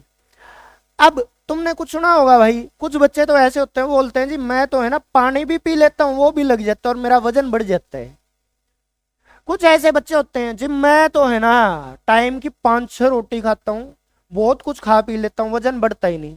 ये सब वजन बढ़ना ना बढ़ना, मसल्स कितनी होएंगी कितनी नहीं होएंगी, इस पूरे प्रोसेस को मेटाबॉलिज्म बोलते हैं। क्या बोलते हैं? मेटाबॉलिज्म को बड़ी क्लासों में पता है क्या बोलते हैं? शरीर के अंदर, बॉडी के अंदर जितनी भी केमिकल रिएक्शन चलती है ना, उन सबको क्या बोलते हैं? मेटाबॉलिज्म। मतलब कि आप कितने मोटे होगे, आप कितने पतले रहोगे, आपकी बॉडी में कितनी मसल्स बनेंगी, ये सबको कंट्रोल जो करता है उसी चीज को क्या बोलते हैं? मेटाबॉलिज्म। और मेटाबॉलिज्म को कौन सा हार्मोन कंट्रोल करता है? थायरोक्सिन। कौन सा हार्मोन है? थायरोक्सिन। तो इसका मतलब थायरोक्सिन हार्मोन आपकी बॉडी में फैट कितना बनेगा, आपकी बॉडी में एनर्जी कितनी बनेगी, आपकी बॉडी में मसल्स कितनी बनेंगी, ये सारी चीजों जो कंट्रोल करता है उस हार्मोन का नाम क्या है? थायरोक्सिन। कहां से निकलता है? यहाँ एक ग्लैंड है जिसका नाम क्या है? Thyroid gland. टोटल कितनी है वो? दो। आया समझ में? अगला है बच्चों हार्मोन इंसुलिन। ये पेनक्रियाज से निकलता है। किस ग्लैंड से? पेनक्रियाज से। ये जो इंसुलिन हार्मोन निकलता है ना, ये आपके खून के अंदर ग्लूकोज को कम करता है। ब्लड में अगर ग्लूकोज का लेवल बढ़ जाएगा, आपको एक बीमारी हो जाती है, उस बीमारी को डायबिटीज बोलते हैं, शुगर की बीमारी बोलते हैं। तो शुगर की बीमारी से जो हार्मोन बचाएगा आपको, वो कौन सा हार्मोन है? इंसुलिन। कहां से निकलता है? पेनक्रियाज से। ये आपके ब्लड में किस चीज को कम कर देगा? शुगर को या ग्लूकोज को? ग्लूकोज और शुगर एक ही बात है। अगर इंसुलिन आया, पेनक्रियाज ने बनाया, तो ये ब्लड के अंदर जो ग्लूकोज है उसको क्या कर देगा? कम कर देगा भाई। अगली है एड्रिनलिन हार्मोन, और ग्लैंड का नाम एड्रिनल ग्लैंड। अपने शरीर में किडनी कितनी है? दो। हर एक किडनी के ऊपर बच्चों देखो है, उसका नाम है एड्रिनल ग्लैंड, और इससे जो हार्मोन निकलता है उसका नाम है एड्रिनलाइन। आपकी किडनियों के ऊपर दो ग्लैंड देखो, एक ये दिखा रखी है और दूसरी ये, इन दोनों ग्लैंड्स का नाम है एड्रीनल ग्लैंड, और यहां से जो हार्मोन निकलता है उसका नाम है एड्रीनलाइन। समझाता हूं क्या काम करती है और कैसे काम करती है। अब मैं नॉर्मल हूं, तुम भी नॉर्मल बैठे हो, तुम्हारा हार्ट रेट कैसा है अब? 70 टू 80 के बीच में हार्ट बीट। लंग्स बहुत तेजी से काम कर रहे हैं, नॉर्मल नॉर्मल। अब यहाँ एकदम बंदर घुस जाए 5-6 खूंखार से, और उसके बाद हार्ट बीट देखना अपनी बहुत तेज हो जाएगी, बहुत तेज सांस से बंदर आगे थे बड़ी मुश्किल से बच के आए, ऐसे ही होएगा ना। आंखें ऐसे नॉर्मल रहेंगी, ऐसे बड़ी बड़ी हो जाएंगी, बड़ी बड़ी हो जाएंगी। रोंगटे भी खड़े हो जाते हैं, रोए, हेयर फॉलिकल्स इरेक्ट हो जाते हैं, गला सूख जाता है, स्लाइवा सिक्रीशन बंद हो जाता है। ये सारा काम कौन सा हार्मोन करता है? एड्रीनलिन। किस ग्लैंड से निकलता है ये? एड्रीनल ग्लैंड से। तो ये हार्मोन कहां कहां जाके काम करेगा? हार्ट रेट को फास्ट करवाएगा, ब्रीथिंग रेट को भी फास्ट करवाएगा, स्लाइवा के सिक्रीशन को कम करवा देगा, बंद करवा देगा, लार बननी बंद हो जाएगी, मुंह गला सूख जाएगा, आंखों के अंदर पिपिल होता है उसका साइज बड़ा हो जाएगा, हेयर फॉलिकल्स क्या हो जाएंगे? इरेक्ट हो जाएंगे, और बॉडी में बहुत सारी एनर्जी आ जाएगी। एक दूसरा एग्जांपल देता हूं, 3-4 बच्चों की रेस लगवाएं, एक आधा बच्चा ऐसा होता है उससे भागा नहीं जाता, स्लो भागता है। अगर किसी बच्चे पीछे, उसी बच्चे पीछे 2-3 खतरनाक कुत्ते लग जाएं, वो बच्चा भागता नहीं, फिर उड़ता है। हाँ जी, बहुत तेज भागता है। वो क्यों? उस टाइम पे उसकी बॉडी में एड्रेनलिन नाम का हार्मोन आ जाता है, और ये हार्मोन हार्ट बीट को फास्ट करवा देता है, जिससे आपकी बॉडी में एनर्जी बढ़ जाती है। अब अगर मेरे पास एनर्जी ज्यादा है तो मैं तेज भागूंगा, मेरे पास एनर्जी कम है तो मैं स्लो भागूंगा। भाई आपकी बॉडी में एनर्जी कौन सा हार्मोन बढ़वाएगा? एड्रेनलिन। कैसे बढ़वाएगा? हार्ट रेट को फास्ट कर देगा, ब्रीथिंग रेट को फास्ट कर देगा, एनर्जी प्रोडक्शन बढ़ जाएगा। ये डू और डाई सिचुएशन में आता है, मरने और मारने की सिचुएशन में आता है, जब हम बहुत ज्यादा डर जाते हैं तब आ जाएगा, जब मैं बहुत ज्यादा गुस्से में हूं तब आ जाएगा मेरे शरीर में। दोनों केसेस में मेरे शरीर में एनर्जी बहुत ज्यादा बढ़ जाएगी भाई, है ना। Helps during emergency. कब मदद करता है ये हार्मोन? इमरजेंसी के टाइम पे। यहाँ बंदर घुस गए, मेरे को डर है कहीं मेरे को जान से न मार दें, तब मेरे शरीर में ये हार्मोन आएगा, मेरे शरीर में एनर्जी बढ़ जाएगी, हार्ट बीट बढ़ जाएगी, लंग्स की स्पीड बढ़ जाएगी। मैं क्या पता ये दीवारों में ये विंडो लगा रखी है, इनको तोड़ के भी यहां से भाग जाऊं, मेरे को पता भी नहीं चलेगा। सही है बात है ना। ऐसे ये काम करता है भाई, इमरजेंसी के टाइम पे मदद करे। हाँ जी बैठ जाए बेटे, पिट जाए मेरे से। ये पूछ रहा है अगर किसी इंसान की एक किडनी गायब हो जाए, ये वास्तविकता में पूछ रहा है, अगर बेच आऊं मैं मेरी एक किडनी, और मैं एक किडनी के साथ जीवित रह सकता हूँ? जीवित तो रह सकते हैं मगर लंबे टाइम तक नहीं बचेंगे भाई। हाँ, दिक्कतें तो आएंगी ही भाई। एक तो काम दो करते हैं और एक वो उसी काम को एक ही करेगा, तो दिक्कत तो आएगी। एक किडनी बेच दी, एक क्या पता खराब हो जाए, फिर क्या करेंगे? दिक्कत आ जाएगी फिर तो। हाँ जी। अगला बच्चों, बातें ना करो भाई। Important hormones fact. Growth hormone क्या काम करता है? प्रमोट करता है growth of bones and muscles. Thyroxine क्या करता है? थायरोक्सिन बच्चों आपके शरीर में मेटाबॉलिज्म को कंट्रोल करता है, और थायरोक्सिन हार्मोन बनता है आयोडीन से। किससे बनेगा? आयोडीन किस में मिलेगा?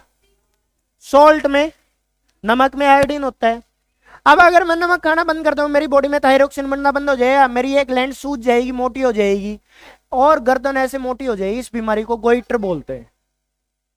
क्या बोलते हैं इस बीमारी को? गोइटर। अगली चीज, थायरोक्सिन डेफिशिएंसी में कोज गोइटर क्या पैदा कर देगी?